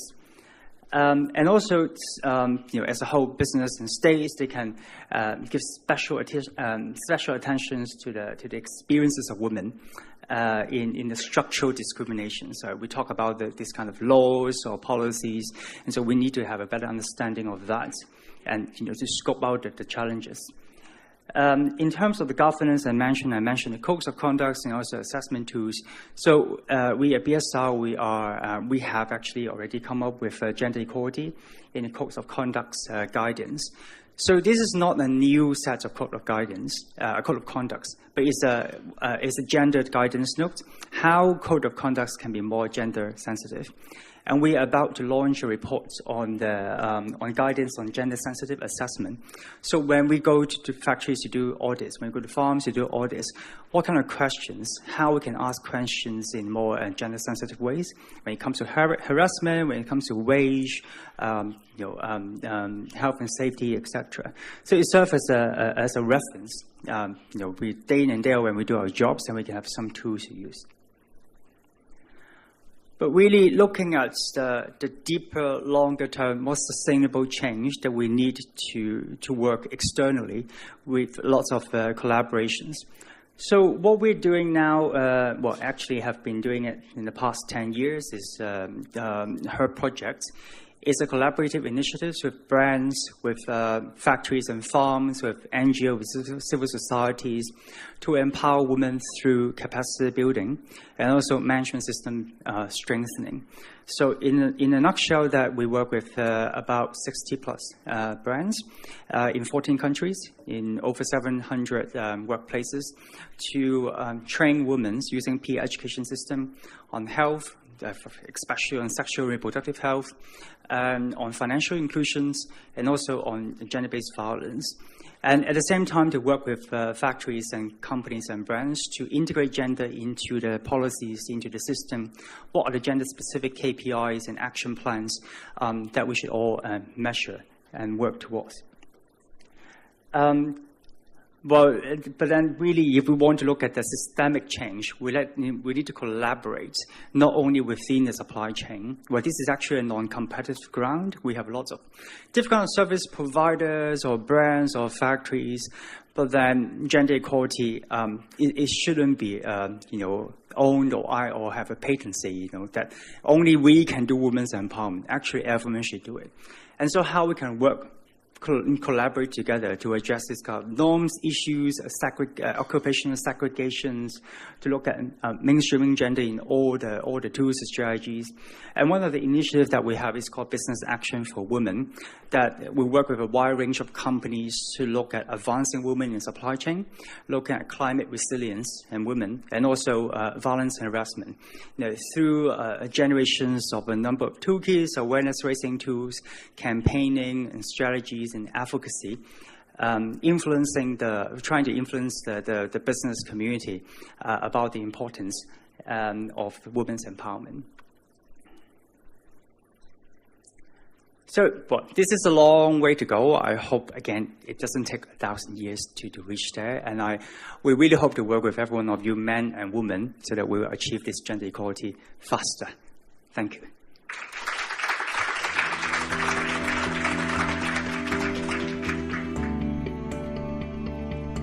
Thank you, Mara. I think gender equality is something that's quite often missed when we talk about ethical compliance. So it's great to have you included in the talk today. Also, I would highly recommend everyone to check out more about her project that he's talking about. They're doing some fantastic work. Can I ask the speakers from the first session to come back to the stage? And can I ask the audience to get their questions ready? So her project, we started 10 years ago, 11 years ago. And as I said, we work with a wide range of stakeholders in 14 countries, and most of them are in Asia, Bangladesh, India, China, etc. So I think one of the example that I can share is, for example, on sexual harassment. I think all of us, or the practitioners, we are racking our brain on how we deal with that, because when we go to we know there are harassment, definitely, in factories, but then through compliance, through audits, it's very difficult to detect it. And also, what are the driving forces? What are the root causes of sexual harassment? Well, many people know that this is wrong, but actually, again, we challenge this notion. And then also how to deal with it. We use reporting, we have grievance mechanism, etc. But I mean, to be honest, how many cases we have seen in the reports? And so we have a program called Her Respect. It's trying to look at the deeper root causes of violence and harassment. And social norm is one of them. In our research, we have done it in Bangladesh, and it's quite shocking. I mean, we ask statements like, as a woman, do you think at times a woman deserves to be beaten by a man? And I think when I first look at this question, I think it's a very stupid question. So of course, women don't deserve to be beaten by a man. But then when we go to ask the women, I think about 70%, or more than 70% of the women we interview, they not only agree, but strongly agree to this statement, that at times a woman deserves to be beaten. And when it comes to workplace, that a woman deserves to be shouted when she performs, not performing on the floor. But it's right for supervisors to punish them because to reach the production targets. So there are lots of issues behind harassment or violence or verbal abuses, and so we want to address it through her project. It's through, again, training women, and very importantly to train the men and also the supervisors, and engaging with top management, looking at the skills, building, understanding, critical reflection of these norms to know that this is not right, and then to create a support system, peer educations and champions, so that there will be a way for them to channel the grievances. Again, very importantly, in parallel, how we can strengthen the factory's policies, and then have the brands support them to provide capacity building, looking at redressals, mechanisms. So the system building, capacity building, actually goes hand in hand, and we're learning quite a bit from our experiences in Bangladesh and India, which is going to roll out in many other countries. Great. Aditi, it'd be quite interesting to know what you think the biggest obstacles to clearing up supply chains are. Hello. I think the biggest challenge really is that most businesses face is the lack of visibility of especially the upstream supply chain. So not knowing where your products are made from the farm level right to the table or the body is a big challenge. And we know supply chains are very complex and opaque, so lack of visibility would be my number one piece. Another big challenge that most of us face is governments and enforcement of law. So there are many legislations and national laws, but their enforcement is very, very weak. And it's, like I said, it's everybody's responsibility.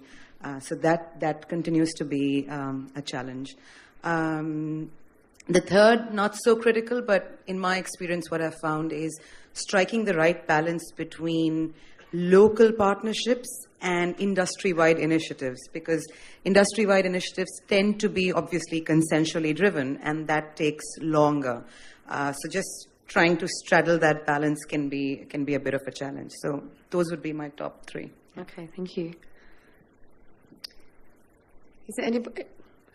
I'm sure you're getting sick of the sound of my voice. No? Okay. We've got two questions. The lady on the third row with the white top. Hello. My question is more directed to our speakers from Issara Institute regarding ethical recruitment at origin. I'm just wondering, to what extent do you have to deal with irregular migration, especially in the Mekong region, because a lot of migrants actually avoid the lengthy and costly process of going through the regular channels, and that puts them at higher risk of actually ending up in forced labor. So I'm just wondering how much you have to deal with this. Thank you. Well, you're totally right. That's a real challenge. When I was in the ILO as well, we did a study focusing on migration and recruitment. And it showed basically that a lot of the migrants who went through irregular channels, for them it was both faster, cheaper, and in some cases even safer than the regular channels. So that's a problem, because the regular channels often do not work very well. And there's a lot of corruption taking place too. There's too many middlemen at different levels and so on. So we see basically some systematic challenges, and in some cases almost breakdowns in the regular migration systems. So that, there are different agencies and governments who actually have made efforts to improve that, but it's still a challenge, so it's real. I think in terms of the ethical recruitment, the approach is quite different, because it's working directly with businesses and recruitment agencies to improve the conditions for the benefit of all, in this case. It might, in some cases, cut out some middlemen who are exploiting workers, and but that's in the interest of business to ensure that the workers are actually arriving at the workplace, not necessarily in heavy debt. What we see sometimes is like workers arrive at the workplaces heavily indebted, and sometimes the factories and also the brands, the big global brands, they do not even know how deep depths that the workers are in, and that creates a lot of confusion, and it's a bad start for a working relationship. So that we think ethical recruitment can help improve. And it doesn't change everything in the world at one time, but it does improve the conditions for those who are part of the program and for the businesses who enlist to do this. Can I add a little bit too? For our Workers' Voice, we also cover information about Like we also offer the workers, any workers to come in to contact us. So we gather a lot of information of workers coming through informal channel and working in the industries where our it's not in our supply chain or in the informal sector. So it really helped us to understand the kind of the decision-making level of the workers and what are the background, what are the situations and the factors for them to make such and such decisions. So that kind of real-time information, talking to people coming through formal sector and informal sector, people coming through formal channel and informal channel, it's also helped us to really influence the government policies and regulations. And when talking about government policies and regulations, it's our primary work to kind of being the advocacy organizations, but we are working with other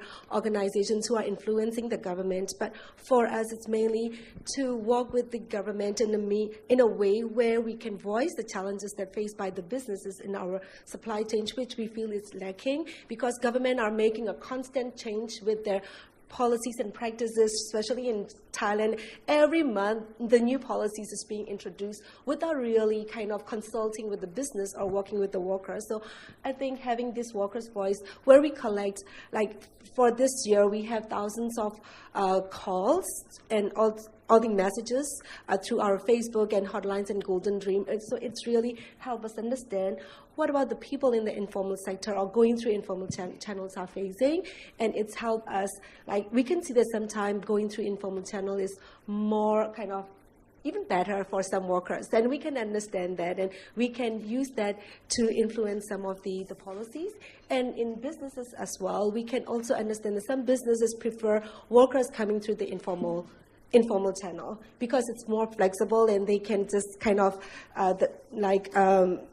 they have more control over these workers, and then there is no government kind of regulations that are applied to these people coming through informal channel. So some business prefer to have people crossing the borders than getting a kind of visa and document, and they can lay them out anytime they want. So we also learn those, and that's kind of understanding the business side of the coins or the picture. It's also very helpful for us.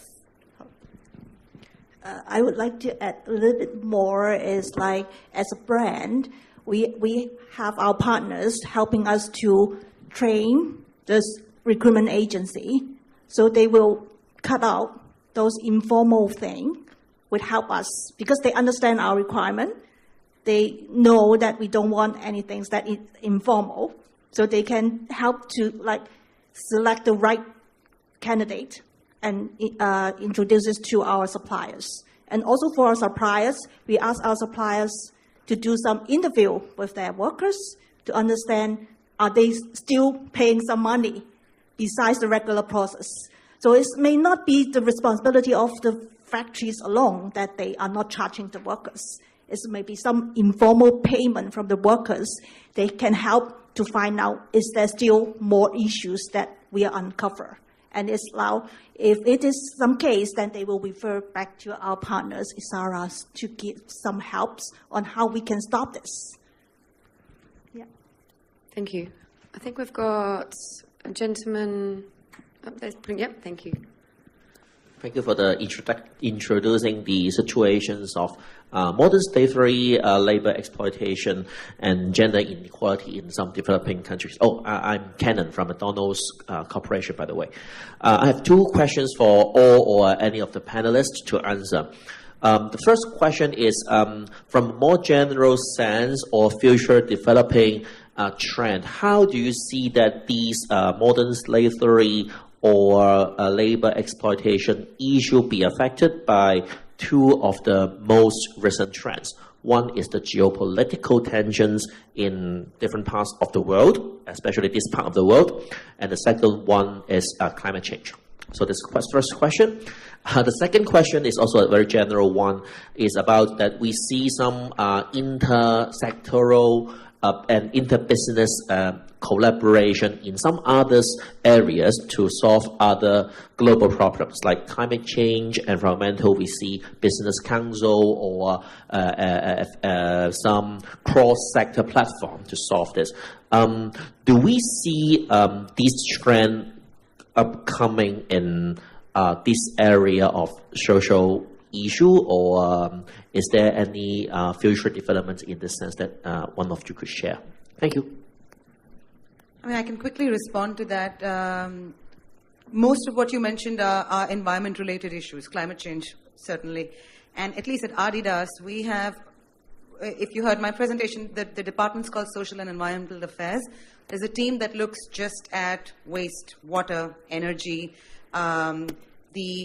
the environmental impacts of doing business in this part of the world, in other regions. So I am unable to draw a direct correlation between modern slavery and climate change. Climate change affects all of us, everyone sitting in this room, workers. So I'm not sure how to respond to your question. The only thing I can offer is that there are teams, at least, like I said, in our organization that are working with suppliers around the world and also at our own sites to ensure that we can mitigate the risks of doing business in a fair and healthy sort of fashion, both on the environmental side of things and social side of things. If there are others that would like to comment.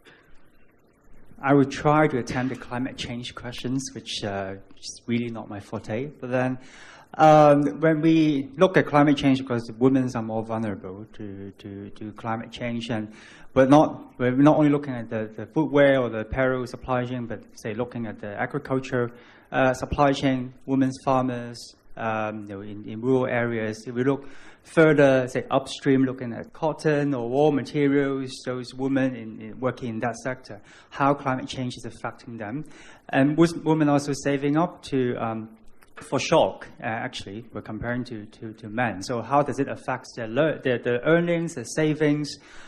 We have some very interesting data and a broad border. Again, talk to Filippo. He does all this data crunching, looking at the temperature, this data in Bangladesh, and also match it with productivities in a number of factories. And we clearly see that the unusual high temperatures, we're getting more and more common now, affects productivities. So I mean, in that area, I think there's really a direct relationships.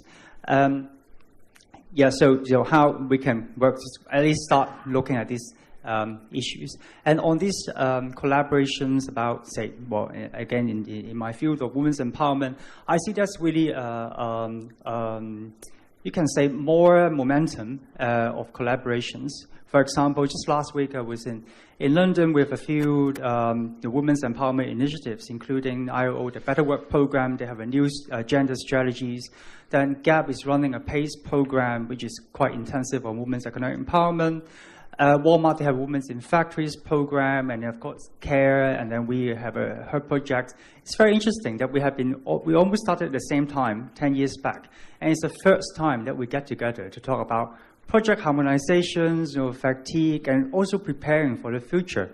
If we look into automations, if we look into the common challenge of climate change, I think that the uncertainty in the future really join us together to think about how can we prepare the workforce for that. So I see a clear, not only a momentum, but a need to collaborate because the future is so uncertain. Can I briefly share in terms of with regards to cross-sector collaboration, taking the example of fishing, when there is a kind of high attention of this IUU, irregular, illegal kind of fishing, and then we are having access to all these fishermen. For instance, coming back from Indonesia, we are interviewing over hundreds of fishermen coming back from Indonesia to Myanmar, and then in our interview we ask them, okay, where do they do fishing, and then what kind of fishes that we caught, how big amount of money and they are doing, how these fishes are being handled, and things like that. It's really kind of start giving us the information that we think they are very much interested by these folks doing the environment, or working on the environment. And then there are a lot of issues and intention like putting on IUU just because of the interest of the environmental kind of problem, but we try to use that as the opportunity where, for example, there has been a kind of government policy to have vessel monitoring system, and then to monitor the vessel better, just to see where fishes are being caught. But we are more interested, as the labor experts, we are more interested in like how kind of workers working in these fishing vessels are being treated. So like now we are talking, like starting, like working with some of the partners to look like a project called Connectivity at Sea, to see how, because there are more and more interest on like to send out the visual images. And then, so like in having all these visual images on what is happening on the board, we can also talk about how fishermen are being treated, how are they being treated by the boat captains and other supervisors. And so by working with the folks working on the environment, and then we also can integrate how our interest to protect the rights and to make sure that exploitation is not happening on the board. So by combining all this technology thing, the different interests, when we sit down together, we feel like, okay, there are a lot of things that we can do together. So this is like one of the examples how we are working, like trying to work with some of the folks working on environment. I think Zoe, you've got some. Yeah, I just wanted to add two things very quickly. On the environment one, we see movement and we see trends of different supply chains moving, and that's often a cost situation, etc. But actually, environmental change can lead into that. So what I think we could do is actually see this as a potential opportunity. So where you see supply chains moving to a different country, let's actually look at that trend and start to identify some of the issues that may have existed on modern slavery and say, can we put in place structures, mechanisms, legislation, etc., to make sure that situations that have happened in other countries or in other areas don't actually get replicated, so where we start to see these movements and trends. So maybe that could be something as an opportunity. And on the collaboration perspective, I just want to say that's very much the way that the Mekong Club works. So we are working on an Asia-Pacific Bankers Alliance. We bring organisations together. The data that we have for our risk assessment matrix, we've actually got 15,000 lines of audit data, and the whole point is about collaboration. I don't think we're not going to be able to solve this problem. There are huge numbers in silos. So actually, collaboration is actually where we need to be. Thank you. So, these are complex questions, but in terms of geopolitical changes and so on, it depends what we mean by that. In general, like instability and conflict situations and so on often creates more vulnerable workers and so on. So that's a natural thing. We heard about that from Adidas as well, in Turkey as well, that how the conflict in Syria has also led to more vulnerable workers in that area and so on. But instead of just talking about geopolitical changes, I think we should also talk about one of the major changes in our lives today that we have addressed in the panel, and that's technology. Because technology is changing our lives very fast. So I think it's important that we have already discussed and talked about how technology can improve the situations in terms of managed risk and improve the situation for workers who are left like we had no clue where they were or what the situations were. Now they can report in 24/7 and have a voice in that sense. So that's really important. But I do think it's actually also very important to say that there are limitations to technology. And we don't win wars just with drones. We need to have kind of boots on the ground. We need to consider perception change and behavioral change over time. We need to win hearts and minds on the ground as well. There are many places where we work where it's kind of the norm to exploit people. When I say that, we can look back in the history of Europe, where I'm from too, where child labor in the start of the century was the norm. And that's changed over time to be totally different. And that is also something that we need to address out here in the different countries. So that's a long-term battle that we need to, and it's a process. So technology is great, but it's not, it has limitation, and we need more than that. Great, thank you. I think that's all we have time for, unless there's anybody else. Oh, one last one now. Hi, my name is Fian. I'm from United Way Worldwide, an international NGO. So my question is following up on the collaboration. I think Joyce mentioned about data transparency as a requirement.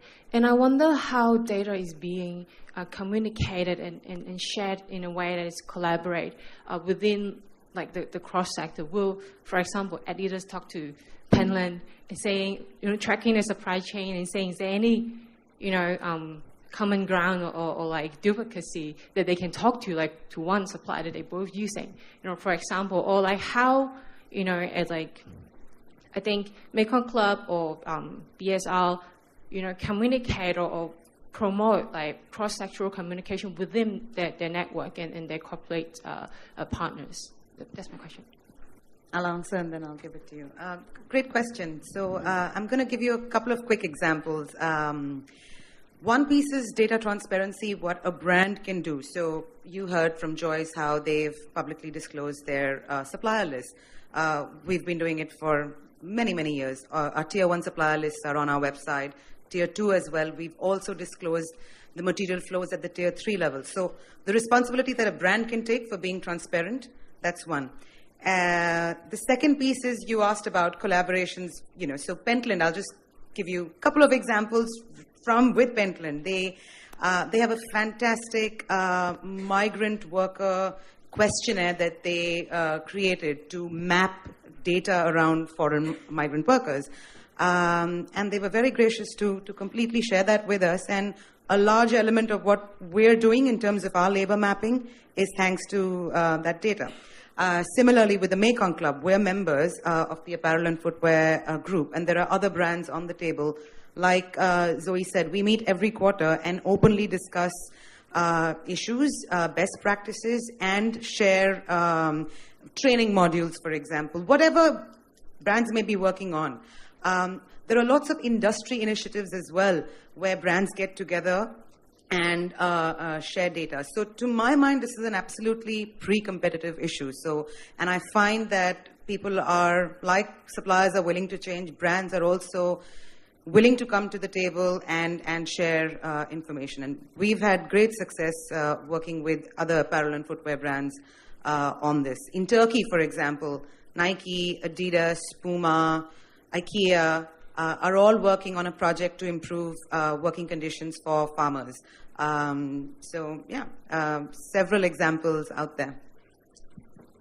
Yeah, Aditi is actually good friends of mine, and we are like quarterly meeting with different platform on brands collaborations. So among brands, we are actually talking to each other. We know that there are duplications on some initiatives that we are doing, but some is a best practice that we are willing to promote to the other brands to also doing the same thing or using the same information that we have. Like Issara is a good partner of us, and then we introduce to other brands. And also for AsiaInspection is also our partners in doing audit, and we also promoting on some things that we think is good, and then we share on it.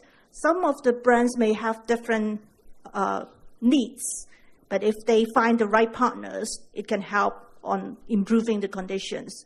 So in terms of partnerships, collaborations, we are doing a lot more, but we are trying to limit to too wide in our group. So mainly for our brand, the focus is more on the apparel and footwear side.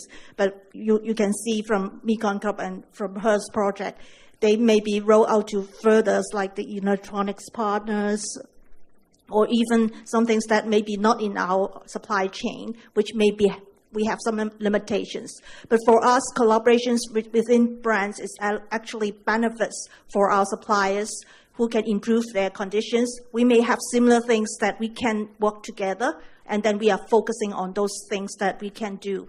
And also for transparencies, there are actually more needs from the group, from the stakeholders, asking us you need to be more transparent. Tell us what you have done. Tell us about your supply chain and how you can make sure that you know what you're doing and you know what happens in your supply chain. So we are working on it and working more collaboratively with more brands and also with more company or NGOs that can help us to focus on the need from our supply chain? Yep, just quickly.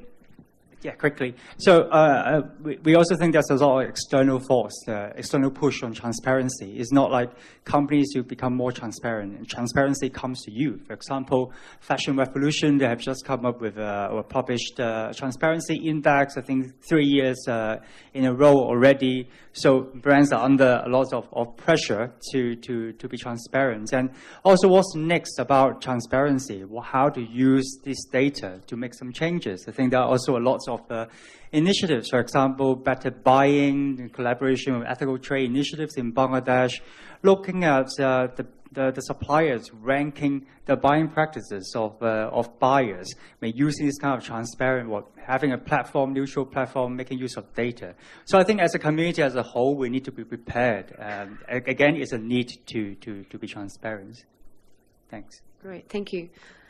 Okay, that's going to wrap up our first session. We're going to have a 10 to 15 minute break, but do come back for the second session. We've got a great lineup. We're talking about environmental compliance and chemical management in China, which I'm sure affects everyone in the room. But firstly, can I have a round of applause for our wonderful speakers?